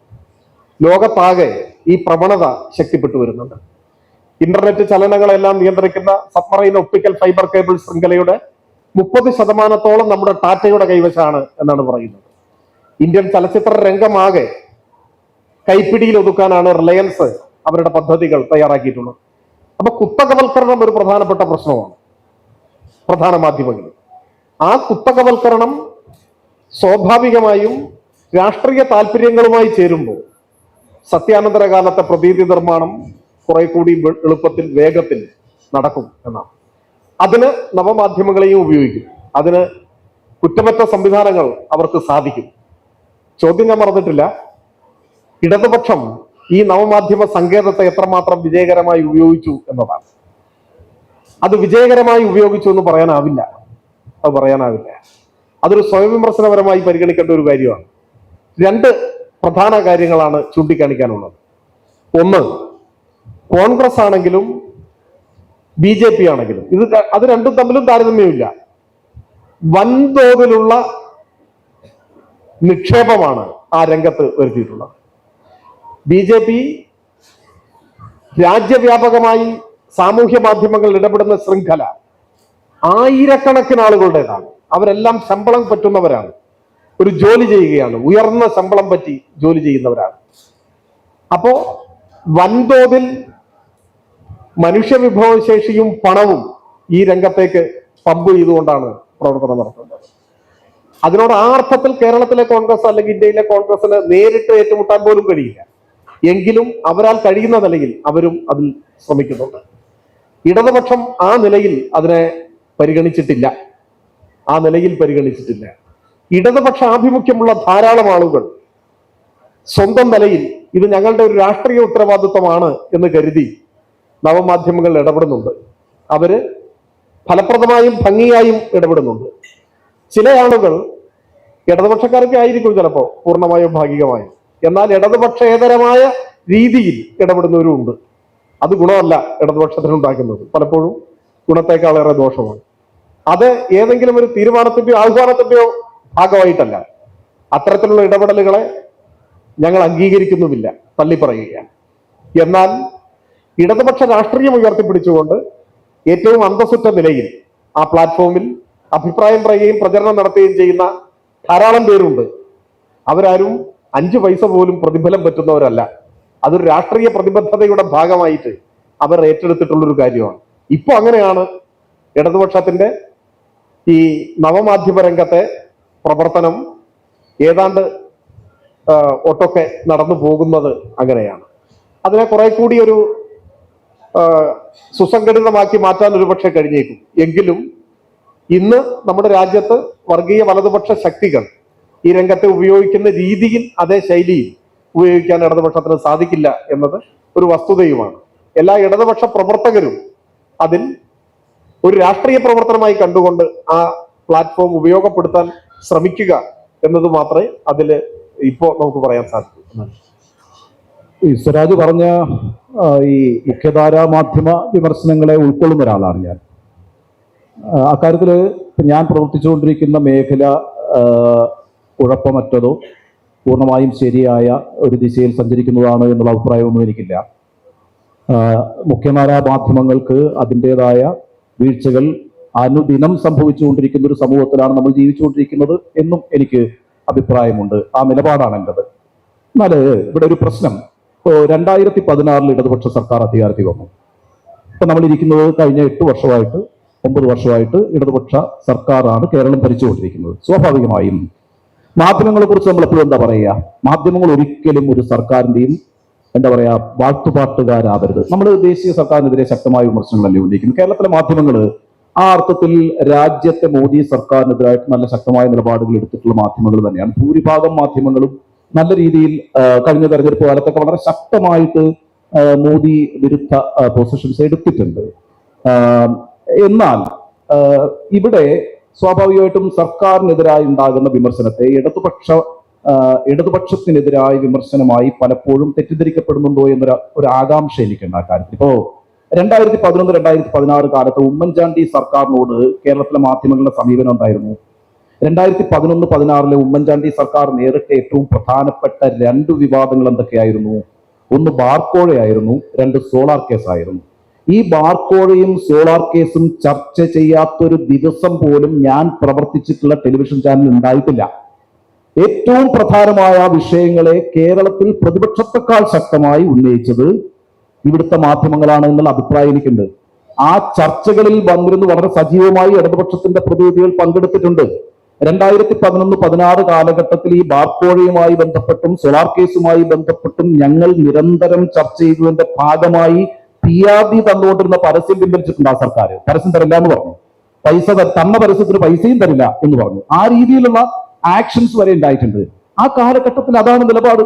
അത് ഉമ്മൻചാണ്ടി സർക്കാരിന്റെ പ്രവർത്തനങ്ങൾ വാഴ്ത്തിപ്പാടാനുള്ള സമയമല്ല, മറിച്ച് ആ സർക്കാരിന്റെ വീഴ്ചകളെ ചൂണ്ടിക്കാണിക്കാനുള്ള സമയമാണ്. ഇങ്ങനെ ഇന്ത്യയിൽ തന്നെ ചെയ്തിട്ടുണ്ടെന്നേ. ഇപ്പോ 1984 ഇന്ദിരാഗാന്ധിയുടെ മരണത്തിന് ശേഷം 4-3 ഭൂരിപക്ഷത്തോടെ അധികാരത്തിൽ വന്ന രാജീവ് ഗാന്ധി ഗവൺമെന്റിനെ ഒരു പത്രമാണ് താഴ്ത്തിറക്കിയത്, പ്രതിപക്ഷമല്ല. അത് ബോഫോസ് കുംഭകോണമാണ്. അത് ഹിന്ദു എന്ന ദിനപത്രം പുറത്തുകൊണ്ടുവന്ന വാർത്തയാണ്. 1998 മുതൽ 2004 വരെ രാജ്യം ഭരിച്ച വാജ്പേയി ഗവൺമെന്റിനെതിരായി ഏറ്റവും വലിയ വാർത്ത കൊണ്ടുവന്നത്, ഏറ്റവും വലിയ ആരോപണം കൊണ്ടുവന്ന ഒരു മാധ്യമമാണ്. അതിന്റെ പേര് തെഹൽക്കെ എന്നാണ്. ആ തെഹൽക്കയുടെ വെളിപ്പെടുത്തലാണ് രാജ്യത്ത് മറ്റൊരു രാഷ്ട്രീയ മാറ്റം ഉണ്ടാക്കുന്നതിന് ഏറ്റവും പ്രധാനപ്പെട്ട പങ്ക് വഹിച്ചത്. ആ അർത്ഥത്തിലൊക്കെ മാധ്യമങ്ങൾ വളരെ ശക്തമായി, മുഖ്യധാരാ മാധ്യമങ്ങൾ വളരെ ശക്തമായി തന്നെ സർക്കാരുകൾക്കെതിരായിട്ട് നിലപാടെടുത്തിട്ടുണ്ട്. ഇവിടെ വേറൊരു കാര്യം കൂടി ഞാൻ പറയാം. ഇനി കേരളത്തിലെ ഇടതുപക്ഷം ഏതെങ്കിലും സമയത്ത് മാധ്യമങ്ങളുടെ പിന്തുണയോടുകൂടി മുന്നോട്ട് വന്നിട്ടുള്ള പ്രസ്ഥാനങ്ങളാണോ? ഒരിക്കലുമല്ല. മാധ്യമങ്ങളുടെ പിന്തുണയൊന്നും കേരളത്തിലെ കമ്മ്യൂണിസ്റ്റ് പാർട്ടികൾക്ക് അങ്ങനെ കിട്ടിയിട്ടില്ല. കമ്മ്യൂണിസ്റ്റ് പാർട്ടികൾ വളർന്നിട്ടുള്ളത് അവർ സ്വയം മാധ്യമമായി മാറിക്കൊണ്ടാണ്.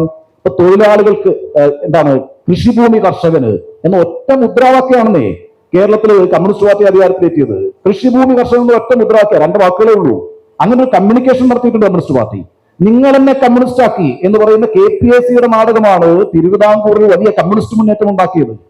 ആ ഒറ്റ നാടകം കണ്ടിട്ട് ഈ പറയുന്ന മൈതാനങ്ങളിൽ നിന്ന് പിരിഞ്ഞു പോകുന്ന ആളുകൾ കമ്മ്യൂണിസ്റ്റുകാരായി മാറുന്ന ഒരു ചരിത്രമാണ് കേരളത്തിലുണ്ടായിരുന്നത്. കേരളത്തിൽ ഒരിക്കൽ പോലും വലിയ മാധ്യമങ്ങളുടെ പിന്തുണയോടുകൂടിയും അവരുടെ പരിലാളനമേറ്റും വളർന്നു വന്നിട്ടുള്ളതല്ല കമ്മ്യൂണിസ്റ്റ് പാർട്ടികളും ഇടതുപക്ഷ പ്രസ്ഥാനവും. പക്ഷെ ഇപ്പോൾ എന്തുകൊണ്ട് അത് കഴിയുന്നില്ല എന്ന് സ്വയം വിമർശനപരമായി ഇടതുപക്ഷം ചിന്തിക്കണം. അവിടുത്തെ പ്രശ്നം എന്തിനേയും ഇടതുവിരുദ്ധതയായി കാണും. നമ്മൾ അധികാരത്തിലിരിക്കുമ്പോൾ നമുക്കെതിരായി ഉണ്ടാകുന്ന ശബ്ദങ്ങളെ നമ്മൾ ഈ ഇടതുപക്ഷത്തിന്റെ ഏറ്റവും വലിയ പ്രത്യേകതയായിട്ട് ഞാൻ എപ്പോഴും കണ്ടിട്ടുള്ളത് അതിന്റെ ജനാധിപത്യത്തോടുള്ള കമ്മിറ്റ്മെന്റ് ആണ്. ജനാധിപത്യത്തെ ഉയർത്തിപ്പിടിക്കുമ്പോൾ മാത്രമാണ് നിങ്ങൾ ഇടതുപക്ഷമാവുക.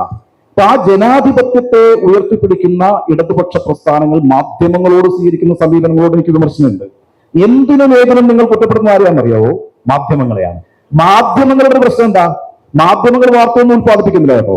മാധ്യമങ്ങളൊന്നും വാർത്ത ഉത്പാദിപ്പിച്ചുകൊണ്ടല്ല ഇവിടെ നിലനിൽക്കുന്നത്. ഇന്ന് രാവിലത്തെ ഒരു ന്യൂസ് റൂം എടുത്ത് നോക്കിയേ, ഇന്നത്തെ വാർത്തകൾ എന്തൊക്കെയാണെന്നുള്ളത് മാധ്യമങ്ങൾ ഉത്പാദിപ്പിച്ചതാ? മാധ്യമങ്ങളൊന്നും ഉത്പാദിപ്പിച്ചിട്ടില്ല. കേരളത്തിൽ സംഭവിച്ചുകൊണ്ടിരിക്കുന്ന കാര്യങ്ങളാണ് മാധ്യമങ്ങളിൽ വരുന്നത്. മാധ്യമം യഥാർത്ഥത്തിൽ ഒരു കണ്ണാടിയാണ്. ആ കണ്ണാടിയിൽ നമ്മൾ ജീവിക്കുന്ന സമൂഹത്തിൽ സംഭവിച്ചുകൊണ്ടിരിക്കുന്ന കാര്യങ്ങൾ പ്രതിഫലിക്കുകയാണ് ചെയ്യുക. ആ പ്രതിഫലനത്തെ വിമർശിക്കുന്നതിന് പകരം എനിക്കെന്താണ് സംഭവിച്ചത് എന്നുള്ളതിനെ കുറിച്ചൊരു പരിശോധന നമ്മൾ നടത്തണം. നമ്മുടെ പ്രതിച്ഛായ മോശപ്പെട്ട പ്രതിച്ഛായ കാണിച്ചിരുന്ന കണ്ണാടിയോടല്ല നമ്മൾ പ്രതിഷേധിക്കുകയും അതിനെ തകർത്തുകൊണ്ട് ഇതാണ് നിങ്ങളുടെ കുഴപ്പം എന്ന് പറയുന്നിടത്തല്ല പ്രശ്നം ഇരിക്കുന്നത്. നമ്മൾ ആത്മവിമർശനം നടത്തണം, നമ്മൾ സ്വയം വിമർശനം നടത്തണം. അങ്ങനെ സ്വയം വിമർശനം നടത്തുമ്പോൾ നമ്മളെ ഇടതുപക്ഷത്തോട് അടുപ്പിക്കും വിധത്തിലുള്ള മുദ്രാവാക്യങ്ങൾ ഉയർത്തുന്നതിൽ, പ്രശ്നങ്ങൾ ഏറ്റെടുക്കുന്നതിൽ, ജനങ്ങളുമായി കമ്മ്യൂണിക്കേറ്റ് ചെയ്യുന്നതിൽ നമ്മൾ എത്രത്തോളം വിജയിച്ചുകൊണ്ടിരിക്കുന്നു എന്നൊരു പ്രശ്നമുണ്ട്. അത് മാധ്യമങ്ങൾ എത്രത്തോളം ഇടതുപക്ഷത വിരുദ്ധത പ്രചരിപ്പിച്ചാലും കേരളത്തിൽ കമ്മ്യൂണിസ്റ്റ് പ്രസ്ഥാനങ്ങൾ മാറി മാറി ഭരിച്ചിട്ടില്ലേ? 1957 മുതൽ 2024 വരെ ഇരിക്കുമ്പോൾ എത്ര സർക്കാരുകൾ ഇടതുപക്ഷ സർക്കാരുകളായി വന്നിട്ടുണ്ട്? ഇവിടെ മാധ്യമങ്ങളെല്ലാം ഇടതുപക്ഷത്തിനെതിരായിരുന്നു എങ്കിൽ അങ്ങനെ കഴിയുമെന്ന് നിങ്ങൾ വിചാരിക്കുന്നുണ്ടോ? അങ്ങനെ കഴിയില്ലല്ലോ. കാരണം സ്വരാജ് പറഞ്ഞുകൊണ്ടിരിക്കുന്ന ഈ പ്രതീതി നിർമ്മാണം എന്ന് പറയുന്നത് മാധ്യമങ്ങൾ ഇങ്ങനെ കഴിഞ്ഞ ഒരു 6 പതിറ്റാണ്ട് കാലമായി കേരളീയരുടെ മനസ്സിലേക്ക് അടിച്ചേൽപ്പിച്ചുകൊണ്ടിരിക്കുകയാണെങ്കിൽ ഇവിടെ വലതുപക്ഷം മാത്രമേ ഭരിക്കാൻ പറ്റുള്ളൂ. ഇടതുപക്ഷത്തിന് കടന്നു വരാൻ കഴിയില്ല. അവർക്കൊരു മാധ്യമ പിന്തുണയില്ല. ഇപ്പൊ ഈ പറഞ്ഞതുപോലെ വലിയ രീതിയിൽ പണം കൊടുത്തിട്ട് നിക്ഷേപം നടത്തി മാധ്യമങ്ങൾ നടത്താൻ കഴിയില്ല. അതിനുള്ള വർക്ക് ഫോഴ്സിനെ ഉണ്ടാക്കാൻ കഴിയില്ല. ശരിയാണ്. പക്ഷേ പ്രശ്നം എന്ന് പറയുന്നത് ഇടതുപക്ഷം കേരളത്തിൽ മാറി മാറി അധികാരത്തിൽ വന്നിട്ടുണ്ട് എങ്കിൽ, തുടർഭരണം വന്നിട്ടുണ്ടെങ്കിൽ, തുടർഭരണത്തിന്റെ ഒരു കാര്യം വളരെ ലളിതമാണല്ലോ. പ്രശ്നം 2021 തെരഞ്ഞെടുപ്പിലേക്ക് പോകുമ്പോൾ എന്താണ് ഇടതുപക്ഷത്തിന്റെ മൂലധനം? സ്വയം വിമർശനപരമായിട്ട് കാണണ്ടേ? ഇടതുപക്ഷത്തിന്റെ മൂലധനം എന്ന് പറയുന്നത് കോവിഡ് കാലത്ത് നടത്തിയ പ്രവർത്തനങ്ങളാണ്. ആ കോവിഡ് കാലത്തെ പ്രവർത്തനങ്ങൾക്ക് പിണറായി വിജയൻ ഏത് മേഖലയെയാണ് ഉപയോഗപ്പെടുത്തിയത്? ജനങ്ങളുമായി കമ്മ്യൂണിക്കേറ്റ് ചെയ്യാൻ മുഖ്യധാര ചാനലുകളെയാണ് ഉപയോഗപ്പെടുത്തിയത്. 6 മണി മുതൽ 7 മണി വരെ വാർത്താ സമ്മേളനം. ഒരു ബ്രേക്ക് പോകില്ല കേട്ടോ. അന്ന് വലിയ നഷ്ടമാണ് ചാനലുകൾക്കുള്ളത് സാമ്പത്തികമായിട്ട്. ഏറ്റവും പ്രൈം ടൈമാണ്. ആ സമയത്താണ് ഏറ്റവും കൂടുതൽ പൈസ പരസ്യത്തിന് കിട്ടുക. പക്ഷെ പോവില്ല. കാരണം പിണറായി വിജയനാണ് സംസാരിച്ചുകൊണ്ടിരിക്കുന്നത്. ആ പിണറായി വിജയന്റെ തുടർച്ചയായ വാർത്താ സമ്മേളനങ്ങൾ ഉണ്ടാക്കിയിട്ടുള്ള ഇഫക്റ്റ് എത്രയാണ്? എന്തൊരു ഇമ്പാക്റ്റ് ആണ് അതുണ്ടാക്കിയിട്ടുള്ളത്? അത് ഈ മാധ്യമങ്ങൾ ചെയ്തു കേട്ടോ. മാധ്യമങ്ങളെ നന്നായി ഉപയോഗപ്പെടുത്തുകയും ചെയ്തു ആ കാലഘട്ടത്തിൽ ഇടതുപക്ഷം. പ്രശ്നം മാധ്യമങ്ങളെ കുറ്റപ്പെടുത്താൻ എളുപ്പമാണ്. ഞങ്ങൾക്കെതിരായിട്ട് എപ്പോഴും കേരളത്തിലെ കുത്തക മാധ്യമങ്ങൾ നിരന്തരം പ്രചാരണം അഴിച്ചു വിടുന്നു എന്ന് പറയുമ്പോൾ ഇത് വായിച്ചുകൊണ്ടിരിക്കുന്ന, കണ്ടുകൊണ്ടിരിക്കുന്ന ജനങ്ങൾക്കത് ബോധ്യപ്പെടണമെങ്കിൽ അതൊരു വസ്തുതയുമില്ല എന്ന് നമുക്ക് തെളിയിക്കാൻ കഴിയണം. അങ്ങനെ ഏതെങ്കിലും ഒരു കാര്യം കൂക്കി വിളിച്ച് പറയുന്ന ഒരു മാധ്യമത്തിന് കേരളത്തിൽ അങ്ങനെ നിന്ന് പോകാനും കഴിയില്ല. മലയാളികൾ എത്ര മോശപ്പെട്ട ആളുകളൊന്നുമല്ല. മലയാളികൾക്ക് വലിയ മാധ്യമ സാക്ഷരതയുള്ള സമൂഹമാണ്, മാധ്യമ ബോധമുള്ള സമൂഹമാണ്, മാധ്യമങ്ങളെ നിരന്തരം വിമർശിക്കുന്ന സമൂഹമാണ്. ഏത് മാധ്യമമാണ് നല്ലത്, ഏത് മാധ്യമമാണ് മോശമെന്ന് തിരിച്ചറിയാൻ കഴിയുന്ന വിവേകമുള്ള ജനങ്ങൾക്ക് മുമ്പിലാണ് മാധ്യമപ്രവർത്തകരായിട്ട് നമ്മളൊക്കെ നിൽക്കുന്നതും മാധ്യമങ്ങൾ നിലയെടുത്തിട്ടുള്ളതും. മാധ്യമങ്ങൾക്ക് കുറ്റമില്ല എന്നൊന്നുമല്ല പറയുന്നത്. പ്രശ്നം ഒരു സമൂഹത്തിനകത്ത് ആ സമൂഹത്തിന്റെ എല്ലാ അപജയങ്ങളും എല്ലാ മേഖലകളിലും ബാധിക്കുന്നത് പോലെ മാധ്യമങ്ങളെയും ബാധിക്കും. അത്ര മാത്രമേ ഉള്ളൂ. അതിനപ്പുറത്തേക്കില്ല. ഞാൻ പറയുന്നത്, ഇപ്പൊ നിങ്ങളൊരു വില്ലേജ് ഓഫീസിലേക്ക് പോകുന്നു എന്ന് വിചാരിക്കുക. ആ വില്ലേജ് ഓഫീസിലേക്ക് പോയാൽ നിങ്ങൾ പൂർണ്ണമായും തൃപ്തിയോടെ മടങ്ങി വരുമെന്ന് ഞാൻ പ്രതീക്ഷിക്കുന്നില്ല. എനിക്ക് അങ്ങനെ ഒരു അനുഭവമില്ല. കാരണം വെച്ചാൽ നമുക്ക് വേണമെങ്കിൽ പറയാമല്ലോ, നമ്മളെ പോലുള്ള പൊതുജനങ്ങൾ നൽകുന്ന നികുതിയിൽ നിന്ന് ശമ്പളം എടുത്തിട്ടാണ് ഇവരൊക്കെ ഈ ജോലി ചെയ്തുകൊണ്ടിരിക്കുന്നതെന്നും അതുകൊണ്ട് ശരിയായ സേവനം എനിക്ക് ലഭിക്കണമെന്നും എന്നെപ്പോലെയും നിങ്ങളെപ്പോലെയും കരുതുന്നവരാണ് ഭൂരിഭാഗവും. പക്ഷെ ഒരു വില്ലേജ് ഓഫീസിൽ നിന്ന് നിങ്ങൾക്ക് തൃപ്തിയോടെ തിരിച്ചു വരാൻ കഴിയില്ലല്ലോ. അതിന്റെ ഒരു എക്സ്റ്റൻഷനാണേ സെക്രട്ടേറിയറ്റിലേക്ക് പോയാലും. രാഷ്ട്രീയ പാർട്ടികൾ നിങ്ങൾ എടുത്തു നോക്കിയ സമ്പൂർണമായും സംശുദ്ധമായ ഒരു രാഷ്ട്രീയ പാർട്ടിയോട് നിങ്ങൾ ആരെങ്കിലും കരുതുന്നുണ്ടോ? അങ്ങനെയാണെങ്കിൽ പിന്നെ ഒറ്റ രാഷ്ട്രീയ പാർട്ടിയെ കേരളത്തിൽ ഉണ്ടാകാൻ പാടുള്ളൂ, അല്ലെങ്കിൽ നമ്മുടെ സമൂഹത്തിൽ ഉണ്ടാകാൻ പാടുള്ളൂ. എല്ലാ നന്മകളും തികഞ്ഞ ഒരു രാഷ്ട്രീയ പാർട്ടി അവിടെ ഉണ്ട്, നമുക്ക് അത് വോട്ട് ചെയ്യാം, അത് അധികാരത്തിൽ വരട്ടെ. അങ്ങനല്ല, നമ്മുടെ മുമ്പിൽ പല ചോയ്സ് ഉണ്ട്. ആ പല ചോയ്സിൽ ഒരു ചോയ്സ് നിങ്ങൾക്ക് ഇടതുപക്ഷമായിരിക്കും. കാരണം കോൺഗ്രസിനേക്കാളും NDAയേക്കാളും കുറച്ചുകൂടി ഭേദം എന്നാണ്. അങ്ങനെ വരുന്നിടത്താണ്. അപ്പം രാഷ്ട്രീയ പ്രവർത്തനം അപജയമില്ലാത്തതുകൊണ്ടാണോ? രാഷ്ട്രീയ പ്രവർത്തകർ കേരളത്തിൽ ഉണ്ടാക്കിയിട്ടുള്ള കുഴപ്പങ്ങൾ ചെറുതാണോ? രാഷ്ട്രീയ പ്രവർത്തകരല്ലേ കേരളത്തിൽ ഏറ്റവും കൂടുതൽ കുഴപ്പങ്ങൾ ഉണ്ടാക്കിയിട്ടുള്ളത്. ഞാനൊരു അരാഷ്ട്രീയവാദി ഒന്നും അല്ല കേട്ടോ, രാഷ്ട്രീയക്കാരെ കുറ്റപ്പെടുത്തുമല്ല. സ്വരാജിനോടൊക്കെ എനിക്ക് ഭയങ്കര ബഹുമാനമാണ്. ഇവിടെ ഇരിക്കുന്ന പല രാഷ്ട്രീയ നേതാക്കളോടും എനിക്ക് ബഹുമാനമാണ്. അവരുടെ കമ്മിറ്റ്മെന്റ് ഒന്നും എനിക്കൊരു സംശയമില്ല. പ്രശ്നം ഏറ്റവും കൂടുതൽ വിമർശിക്കപ്പെടുന്നത്, ഏറ്റവും കൂടുതൽ പരിഹസിക്കപ്പെടുന്നത് ഏത് മേഖലയാണ്? നിങ്ങളൊരു രാഷ്ട്രീയക്കാരനായി കഴിഞ്ഞാൽ അതൊരു പ്രൊഫഷനാണ്. അതൊരു പ്രൊഫഷനാകുന്നത് എങ്ങനെയാ? നിങ്ങളൊരു പബ്ലിക് ഓഫീസ് ഒക്കുപ്പൈ ചെയ്യും, അപ്പോഴാണ് പ്രൊഫഷൻ. ഇപ്പൊ എന്റെ നാട്ടില് ഈ പറയുന്ന സാധാരണയായിട്ടുള്ള ഒരു മനുഷ്യൻ അവിടെയൊക്കെ കിടക്കുന്ന ചവറൊക്കെ കൂട്ടി തീ കത്തിച്ച് കളയാറുണ്ട്. ഞാൻ അയാളിൽ നിന്നും ഇങ്ങോട്ട് ഡിമാൻഡ് ചെയ്യുന്നില്ല, കാരണം ഒരു പൈസ പോലും അയാൾ വാങ്ങിക്കുന്നില്ല, എവിടെ നിന്നും വാങ്ങിക്കുന്നില്ല. പക്ഷെ രാഷ്ട്രീയക്കാരങ്ങനല്ല. രാഷ്ട്രീയ പ്രവർത്തനം നടത്തി അധികാരം നിയന്ത്രിക്കുന്നവരായി അവർ മാറുമ്പോൾ അവര് ആൻസറബിൾ ആണ്, അവർ അക്കൗണ്ടബിൾ ആണ്. അപ്പൊ ആ അക്കൗണ്ടബിലിറ്റി ചോദ്യം ചെയ്യും. അത് ചോദ്യം ചെയ്യപ്പെടണമല്ലോ, അതല്ലേ ആരോഗ്യകരമായ ഒരു സമൂഹം എന്ന് പറയുന്നത്. ആ ചോദ്യം ചെയ്യലിനെ വളരെ ഏകപക്ഷീയമായി മാധ്യമങ്ങൾ ഇടതുവിരുദ്ധമാണ്, സർക്കാർ വിരുദ്ധമാണ് എന്ന് പറയുന്നതിനോട് എനിക്ക് വിയോജിപ്പുണ്ട്. പക്ഷേ അപ്പോൾ സ്വരാജിന്റെ വിമർശനത്തെ ഞാൻ നല്ല അർത്ഥത്തിൽ എടുക്കുന്നു. മുഖ്യധാരാ മാധ്യമങ്ങൾ പ്രത്യേകിച്ച് പല സമയങ്ങളിൽ അവർക്ക് അവരുടെ അജണ്ടയുമായി ബന്ധപ്പെട്ട് ചില തീരുമാനങ്ങൾ എടുക്കുകയും അത് പ്രൊപ്പഗേറ്റ് ചെയ്യുകയും ചെയ്യുന്നുണ്ട്. അത് കേരളത്തിൽ മാത്രം പ്രശ്നമല്ല, ലോകത്തെവിടെയും അതങ്ങനെ തന്നെയാണ്. ഇപ്പൊ ഇന്ത്യയിൽ ഏറ്റവും കൂടുതൽ മീഡിയ ഹൗസസ് ഓൺ ചെയ്യുന്നത് അംബാനിയല്ലേ. അംബാനിയുടെ താല്പര്യം എന്താണെന്ന് നമുക്കറിയാമല്ലോ. എല്ലാ ഭാഷയിലും അംബാനിക്ക് ചാനലുണ്ട്. അംബാനിയാണ് ഇന്ത്യയിലെ ഏറ്റവും വലിയ മീഡിയ ബാരൻ എന്നൊക്കെ പറയുന്ന ഒരു ഇന്ത്യൻ മുർഡോക്ക് എന്നൊക്കെ വേണമെങ്കിൽ പറയാവുന്ന ഒരാൾ. അംബാനിയുടെ താല്പര്യം നിശ്ചയമായും ആ ചാനലിൽ പ്രതിഫലിക്കുമല്ലോ, സ്വാഭാവികമാണ്. പക്ഷെ അപ്പോഴും അതിന് എത്രത്തോളം മുന്നോട്ട് പോകാൻ പറ്റും? നിങ്ങൾക്കൊരു അജണ്ടയുമായി എത്ര സമയം സഞ്ചരിക്കാൻ പറ്റും? അത് കേരളം പോലൊരു സംസ്ഥാനത്തൊന്നും, ഇത്രയേറെ പ്രബുദ്ധമായ ഒരു സംസ്ഥാനത്തൊന്നും അത്ര എളുപ്പമല്ല. അപ്പൊ എവിടെയൊക്കെയോ എന്തൊക്കെയോ പ്രശ്നങ്ങളുണ്ട്. ആ പ്രശ്നങ്ങളെ നമ്മൾ അഭിസംബോധന ചെയ്യാൻ കൂടി തയ്യാറാകണമെന്നാണ് ഇക്കാര്യത്തിൽ എന്റെ വിനീതമായ അഭിപ്രായം. കാരണം നമുക്ക് വളരെ എളുപ്പത്തിൽ ഒരു പ്രതീതി നിർമ്മാണം നടക്കുന്നു, ഒരു സർക്കാർ വിരുദ്ധ പ്രചാരണം നടക്കുന്നു, ഒരു ഇടതുപക്ഷ വിരുദ്ധത ശക്തി പ്രാപിച്ചുകൊണ്ടിരിക്കുന്നു. ഇത് എല്ലാ കാലഘട്ടത്തിലും കേരളത്തിൽ ഉണ്ടായിരുന്നേ. അതിനെയൊക്കെ മറികടന്നുകൊണ്ടാണ് ഇടതുപക്ഷവും കമ്മ്യൂണിസ്റ്റ് പാർട്ടികളും ഒക്കെ കേരളത്തിൽ അധികാരത്തിൽ വന്നിട്ടുള്ളത്. അവർക്ക് അവരുടേതായ ഒരു മെക്കാനിസം ഉണ്ട്. അവർക്ക് പറയാൻ കഴിയുന്ന രീതിയിൽ അവർക്ക് പറയാൻ അറിയാം, പ്രവർത്തിക്കാൻ അറിയാം, അത് ജനങ്ങളിലേക്ക് എത്തിക്കാൻ അറിയാം, ജനങ്ങളെ ബോധവൽക്കരിക്കാൻ അറിയാം. അതൊക്കെ ചെയ്യാൻ കഴിയുന്ന വിഭാഗമാണ് ഇടതുപക്ഷം. അത് കേരളത്തിലെ ഇടതുപക്ഷം മാത്രമാണ്. പിന്നീട് ഇപ്പോൾ രൂപപ്പെട്ടു വരുന്നത് BJP ആണ്. BJPക്ക് അത് ചെയ്യാൻ പറ്റുന്നുണ്ട്. കോൺഗ്രസിന് എത്രത്തോളം കഴിയുന്നുണ്ട് എന്ന് എനിക്കറിയത്തില്ല. അതൊക്കെ ഈ പറയുന്ന മാധ്യമങ്ങളുടെയും മറ്റു ചില സോഷ്യൽ മീഡിയ വിങ്ങിന്റെ ഒക്കെ ഔദാര്യത്തിൽ നിന്ന് പോകുന്നതാണ്. പക്ഷെ BJP അങ്ങനല്ല. നിങ്ങൾ ശ്രദ്ധിക്കണം. BJP വളരെ ക്ലവറായിട്ട് ഇത്തരം പ്ലാറ്റ്ഫോംസിനെ വളരെ വൈകാരികമായി ഉപയോഗിക്കുന്നുണ്ട്. ആ രീതിയിൽ ഒരു വിഭാഗം വികസിച്ചു വരുന്നതിനെ ചെറുതായി കാണണ്ട. അപ്പം നമ്മളുടെ ഈ പറയുന്ന നമുക്ക് എത്രത്തോളം ജനങ്ങളുമായി കമ്മ്യൂണിക്കേറ്റ് ചെയ്യാൻ പറ്റുന്നുണ്ട്, അവരെ നമ്മളിലേക്ക് എത്രത്തോളം അടുപ്പിക്കാൻ കഴിയുന്നുണ്ട്, അതിന് പറ്റുന്ന പാകത്തിലുള്ള എത്രത്തോളം മുദ്രാവാക്യങ്ങൾ നമുക്ക് മുന്നോട്ട് വെക്കാൻ കഴിയുന്നുണ്ട്, എത്ര സമരമാർഗങ്ങൾ പിന്തുടരാൻ കഴിയുന്നുണ്ട്, നാം എന്തൊക്കെ അവർക്ക് നേടിക്കൊടുക്കുന്നുണ്ട്, ഇത്തരം കാര്യങ്ങളെ കുറിച്ചുള്ള ഒരു പരിശോധന കൂടി നടത്തേണ്ടതുണ്ട്. കേവലമായ ഇടതുപക്ഷ വിരുദ്ധത, മാധ്യമങ്ങളുടെ ഇടതുപക്ഷ വിരുദ്ധത എന്ന് പറഞ്ഞുകൊണ്ട് ഈ പ്രശ്നം പരിഹരിക്കാൻ കഴിയുമോ എന്ന് എനിക്ക് സംശയമുണ്ട്. ഇതാണ് കാര്യത്തിൽ എനിക്ക് പറയാനുള്ളത്. നമ്മൾ ഏതാണ്ട് അവസാനിപ്പിക്കാറായി തോന്നുന്നു അല്ലേ? ആരും ഒന്നും പറഞ്ഞിട്ടില്ല. നമുക്ക് നോക്കാം. ഏതായാലും ഒന്ന് രണ്ട് കാര്യം കൂടി സൂചിപ്പിച്ചു. ബഹുമാന്യനായ ശ്രീ ഉണ്ണി ബാലകൃഷ്ണൻ സംസാരിക്കുമ്പോൾ ഞാൻ വളരെ കൗതുകത്തോടെ കേട്ടിരിക്കുകയായിരുന്നു. അപ്പൊ എന്റെ മനസ്സിൽ വന്ന തോന്നൽ, അതിലെ ഒരു ഭാഗം, ഇത് ഞാൻ പറയേണ്ടതല്ലേ?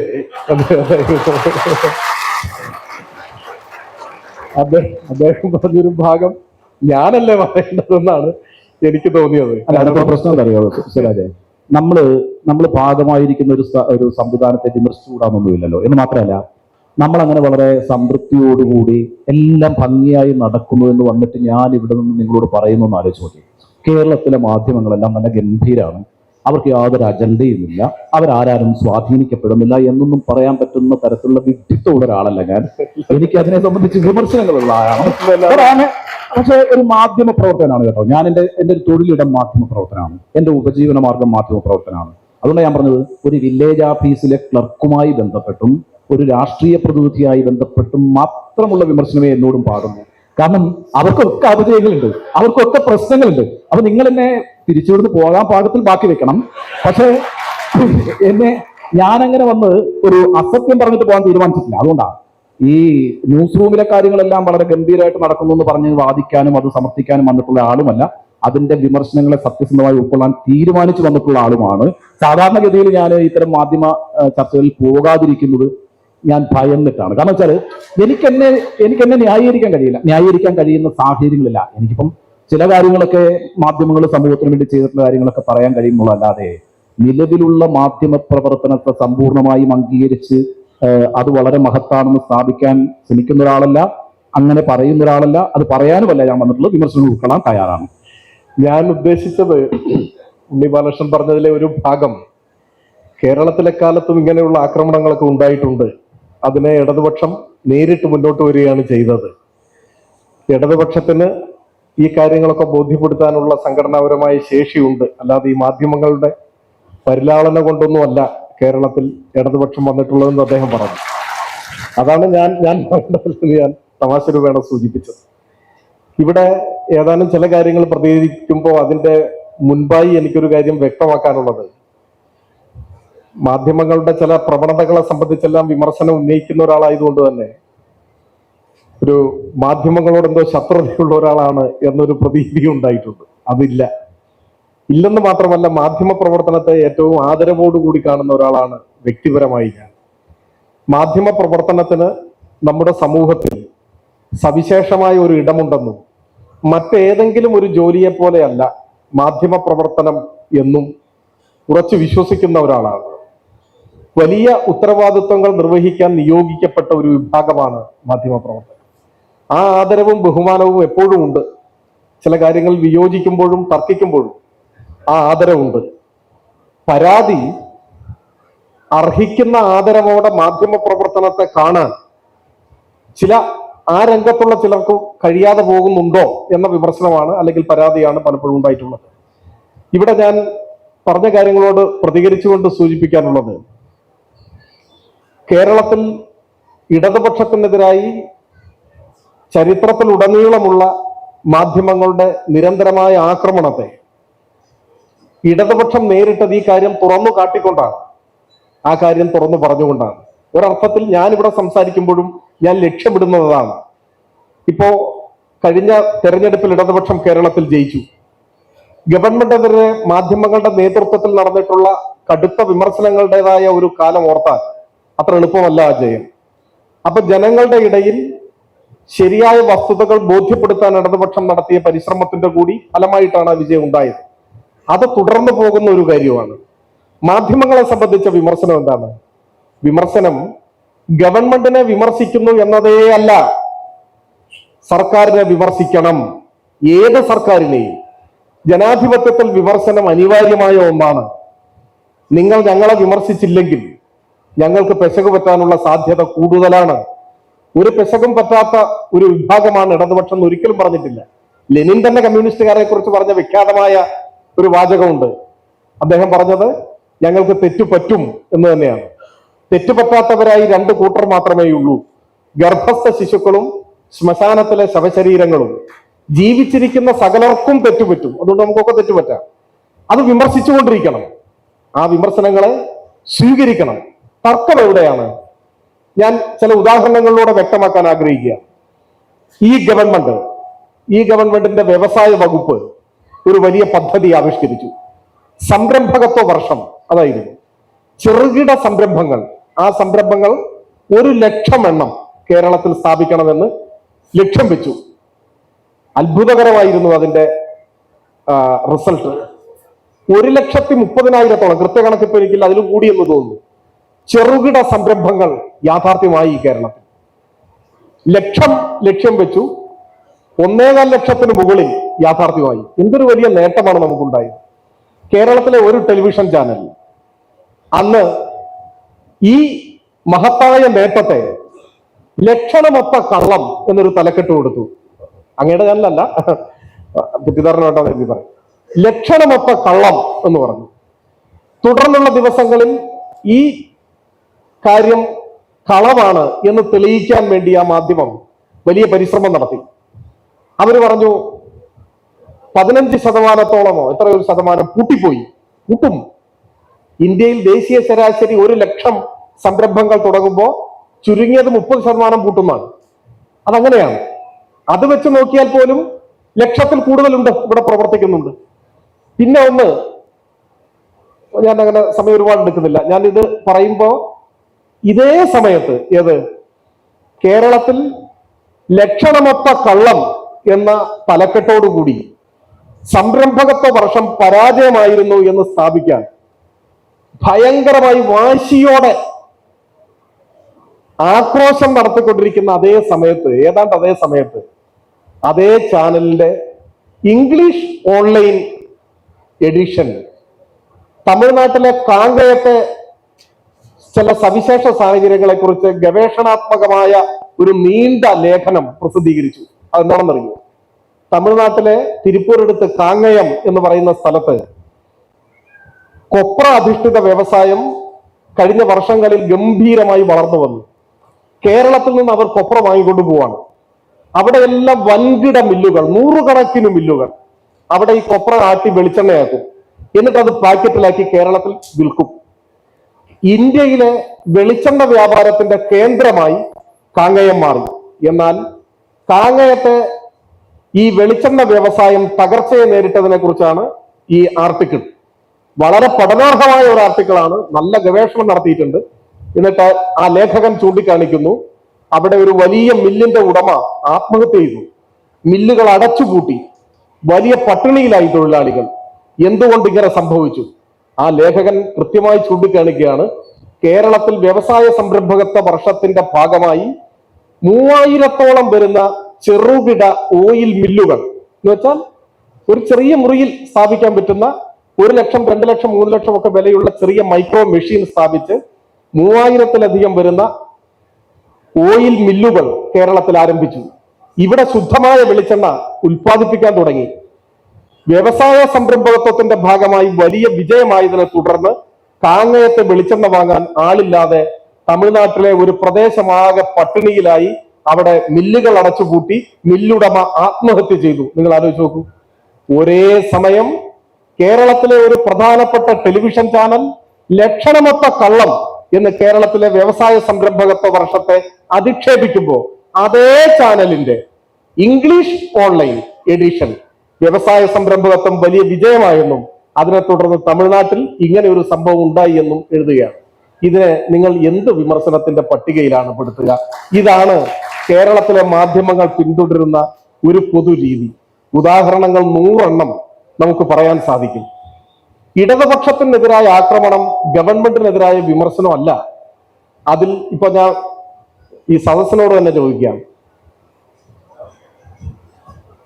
ഒരു യുവതിയെ വീട്ടിലേക്ക് വിളിച്ച് അടിച്ചു കൊന്ന് ആഭരണങ്ങൾ കവർന്ന് വീടിന്റെ മുറ്റത്ത് കുഴിച്ചിട്ട യൂത്ത് കോൺഗ്രസിന്റെ മണ്ഡലം സെക്രട്ടറിയുടെ പേര് നിങ്ങൾക്ക് ആർക്കെങ്കിലും അറിയുമോ? പക്ഷേ ദുരിതാശ്വാസ ക്യാമ്പിലേക്ക് ഓട്ടോറിക്ഷയ്ക്ക് പൈസ കൊടുക്കാനില്ലാതെ 2 രൂപ പിരിവെടുത്ത ഓമനക്കുട്ടനെ നിങ്ങൾ മരിച്ചാലും മറക്കില്ല. ഇതിൽ ന്യായമുണ്ടോ? എന്റെ പൊളിറ്റിക്കൽ സയൻസ് എന്ന വിഷയത്തിൽ ഡിഗ്രി ഉണ്ട് എന്ന് അവകാശപ്പെടുന്ന ഒരാൾ വ്യാജ ബിരുദം ഉയർത്തിപ്പിടിക്കുന്ന ഒരാൾ പ്രധാനമന്ത്രിയായിരിക്കുന്ന ഒരു രാജ്യത്ത് ഒരു പ്രശ്നവും നിങ്ങൾക്ക് അനുഭവപ്പെടില്ല.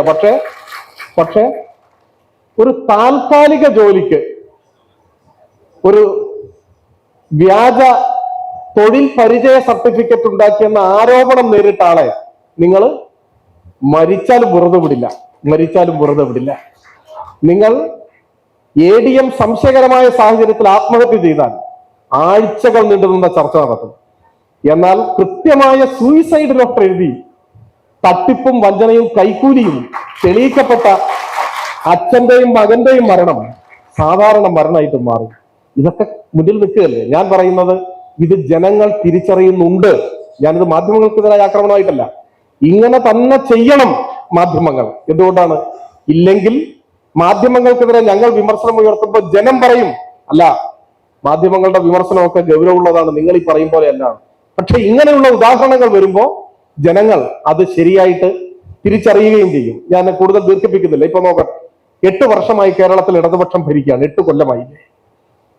ഗവൺമെന്റിന്റെ എല്ലാ പദ്ധതികളെയും പ്രവർത്തനത്തെയും വിമർശിക്കുമ്പോൾ തന്നെ ചരിത്രത്തിലെ മഹത്തായ നേട്ടങ്ങളെ നമ്മൾ എങ്ങനെ കാണുന്നു?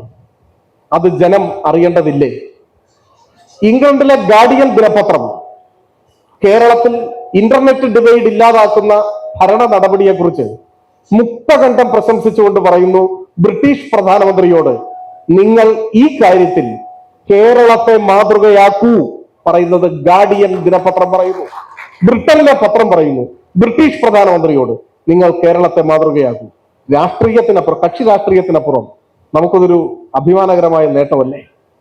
നമ്മുടെ മാധ്യമങ്ങൾ എന്ത് സമീപനമാണ് അതിനോട് സ്വീകരിച്ചത്? കഴിഞ്ഞ വർഷത്തെ വേൾഡ് ബാങ്കിന്റെ റിപ്പോർട്ടിലെ കേരളത്തെക്കുറിച്ച് പരാമർശിക്കുന്ന ഒരു വാചകം light house of the world എന്നാണ്. ലോകത്തിന്റെ പ്രകാശ ഗോപുരം എന്ന് കേരളത്തെക്കുറിച്ച് വിശേഷിപ്പിക്കുകയാണ്. മലയാളികൾ എന്ന നിലയിൽ നമുക്കതിലൊരു അഭിമാനമില്ലേ? സൗത്ത് അമേരിക്കൻ രാജ്യങ്ങളിൽ ഏറ്റവും പ്രചാരമുള്ള ടെലിവിഷൻ ചാനൽ ടെലിയൽ സൂർ കേരളത്തിലെ അതിഥി തൊഴിലാളികളുടെ ക്ഷേമത്തിനുതകുന്ന ഒരു പദ്ധതിയെ മുൻനിർത്തി ആധുനിക കാലത്തെ ഏറ്റവും പ്രശംസനീയമായ സോഷ്യലിസ്റ്റ് നയം എന്ന പ്രശംസ ചൊരിയുകയാണ്. ഞാൻ പറയുന്നത് നിങ്ങൾ ഈ ഗവൺമെന്റിനെ പ്രശംസിക്കണം എന്നല്ല, മാധ്യമങ്ങൾ പ്രശംസിക്കണം എന്നല്ല, പക്ഷെ ലോകം മുഴുവൻ നമ്മളെ പ്രശംസിക്കുന്നുണ്ട്. ആ സമയത്ത് എന്തിനാണ് എസ്റ്റിമേറ്റ് എക്സ്പെൻഡിച്ചർ ആണെന്ന് കള്ളം പറയുന്നത് എന്ന ചോദ്യം മാത്രമാണ് ചോദിക്കുക. അതിന്റെ ആവശ്യമില്ല. ഒരു പ്രധാന ചാനൽ ഇത് ശരിയായി പുറത്തു വന്നു കഴിഞ്ഞപ്പോ അവർ തിരുത്തിക്കും. അവരുടെ അവകാശവാദം ആദ്യം തെറ്റു തിരുത്തിയ ചാനൽ ഞങ്ങളുടേതാണ് എന്ന് പറയും. അതൊരു പ്രത്യേക ശൈലിയായിരിക്കും. പോട്ടെ, ഞാൻ പറഞ്ഞത് എക്സ്പെൻഡിച്ചറും എസ്റ്റിമേറ്റും രണ്ടാണ് എന്നറിയാത്ത ഒരാളാണ് ആ വാർത്ത ചെയ്തത് എന്ന് ഞാൻ വിചാരിക്കുന്നു. അപ്പൊ ഇങ്ങനെ ചില പ്രശ്നങ്ങളുണ്ട്, അടിസ്ഥാന പ്രശ്നം എന്ന് നാം കാണണം. ഒപ്പം ഭരിക്കുന്നവരെ പിന്തുണയ്ക്കലല്ല മാധ്യമങ്ങളുടെ ജോലി എന്ന് അംഗീകരിക്കുമ്പോഴും നമ്മുടെ രാജ്യത്തെ ഗവൺമെന്റിനെ എങ്ങനെയൊക്കെയാണ് പിന്തുണച്ചുകൊണ്ടിരിക്കുന്നത് മാധ്യമം, ഏതെല്ലാം തരത്തിലാണ് പിന്തുണച്ചുകൊണ്ടിരിക്കുന്നത്. കേരളത്തിനെതിരെ ഒരു സാമ്പത്തിക അടിയന്തരാവസ്ഥ പ്രഖ്യാപിക്കുമ്പോൾ ഭരണഘടനാപരമായ അവകാശങ്ങൾ കേരളത്തിന് വകവെച്ച് കൊടുക്കാതിരിക്കുമ്പോൾ കേരളത്തിന്റെ താല്പര്യങ്ങളോടൊപ്പം നിൽക്കാൻ നമ്മുടെ മാധ്യമങ്ങൾ തയ്യാറാകുമ്പോൾ എത്രമാത്രം ഇപ്പോ എത്ര നാൾ ചർച്ച ചെയ്തൊരു വിവാദമാണ് കടക്ക് പുറത്ത് അല്ലെ? അന്ന് മലയാള മനോരമ ദിനപത്രത്തിന്റെ ആദ്യ പേജിൽ 8 or 10 ഹെഡിങ് ഉണ്ടായിരുന്നു കടക്ക് പുറത്ത്. എങ്ങനെയൊക്കെ ചർച്ച ചെയ്തു, എത്ര ദിവസം ചർച്ച ചെയ്തു, വികാരത്തോടെ ചർച്ച ചെയ്തു. സത്യത്തിൽ മാധ്യമങ്ങളെ ക്ഷണിക്കാത്ത ഒരു മീറ്റിംഗിലേക്ക് അവർ കടന്നു വന്നപ്പോഴാണ് അങ്ങനെ ഒരു സാഹചര്യം ഉണ്ടായത് എന്ന് പറഞ്ഞു.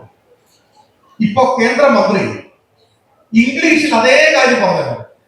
മാധ്യമ പ്രവർത്തകർ എത്ര ചാനലിൽ ചർച്ച ചെയ്തു, എത്ര പത്രങ്ങളിൽ മുഖപ്രസംഗങ്ങളിൽ ക്ഷണിച്ചു വരുത്തിയ ശേഷം, മെയിൽ അയച്ച് വാർത്താ സമ്മേളനത്തിൽ വരാൻ ക്ഷണിച്ച ശേഷം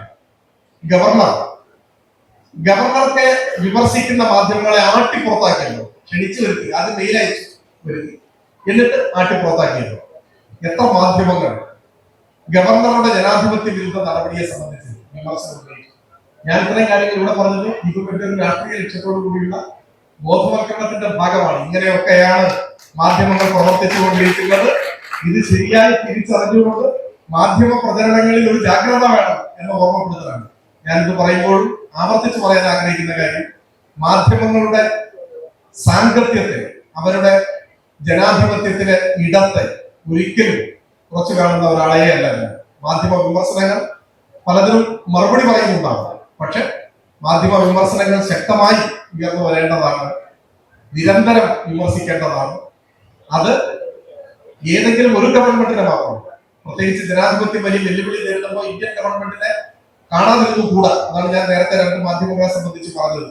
പാർലമെന്റ് ഉദ്ഘാടനത്തിന്റെ പിറ്റേ ദിവസം ഇറങ്ങിയ മനോരമയുടെയും മാതൃഭൂമിയുടെയും തലക്കെട്ട് ഞാൻ പറഞ്ഞു. ദേശാഭിമാനിയുടെ തലക്കെട്ട് ഇതല്ല ഇന്ത്യ എന്നായിരുന്നു. ടെലഗ്രാഫിന്റെ തലക്കെട്ടെന്ന് വളരെ ചിന്തോദ്ദീപകമായിരുന്നു. 2023 BC ഇതായിരുന്നു ടെലഗ്രാഫ് പത്രത്തിന്റെ തലക്കെട്ട്. പക്ഷെ പിറ്റേ ടെലഗ്രാഫിന്റെ എഡിറ്റർ പിന്നെ കസേരയിൽ ഉണ്ടായിട്ടില്ല. അദ്ദേഹത്തിന്റെ കസേര മാറി, വേറെ കസേര എന്ന് പറഞ്ഞു.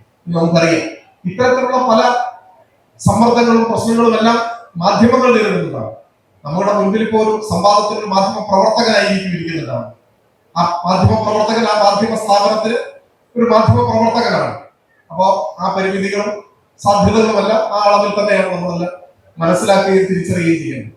മാധ്യമങ്ങളുടെ വിമർശനത്തെയോ മാധ്യമങ്ങളുടെ പ്രസക്തിയെയോ ഒട്ടും ചോദ്യം ചെയ്യാതെ തന്നെ കേരളത്തിലെ കാര്യങ്ങൾ എടുത്താൽ നമ്മൾ സത്യാനന്തര കാലത്തിന്റെ വിശാലമായ പ്ലാറ്റ്ഫോമിൽ നിന്ന് കേരളത്തിലേക്ക് തന്നെ വന്ന് നോക്കിയാണ് മാധ്യമ പ്രവർത്തനത്തിന്റെ ഭാഗമായി ജനാധിപത്യത്തിലെ കുറ്റകൃത്യം എന്ന് വിശേഷിപ്പിക്കാവുന്ന ചില കാര്യങ്ങളും ഇവിടെ നടക്കുന്നുണ്ട് എന്ന് നാം കാണാതിരിക്കാൻ കഴിയില്ല എന്ന് എനിക്ക് തോന്നുന്നു. അതിലൊന്നാണ് ഞാൻ പറഞ്ഞ എസ്റ്റിമേറ്റ് എക്സ്പെൻഡിച്ചറായി മാറുന്നത് പോലെയുള്ള ചില കാര്യങ്ങൾ. അത് എനിക്ക് തോന്നുന്നു മാധ്യമങ്ങളെ തന്നെ മാധ്യമങ്ങളുടെ വിശ്വാസ്യത ഇടിക്കുന്ന ഒന്നാണ് എന്നാണ് എനിക്ക് തോന്നുന്നത്. ബാക്കി ഉണ്ണിബാലകൃഷ്ണൻ പറഞ്ഞ എല്ലാ കാര്യങ്ങളും അതിന്റെ പ്രസക്തിയെയും പൂർണ്ണമായ അർത്ഥത്തിൽ കാണുമ്പോൾ ഇത്തരം ചില വിമർശനങ്ങൾ കേരളീയ പരിസരത്ത് സജീവമാണ് എന്ന് മാത്രം പറഞ്ഞുകൊണ്ട് ഞാൻ നിർത്തുന്നു. സമയം കുറെ അധികരിച്ചു തോന്നുന്നു. ഞാൻ എന്റെ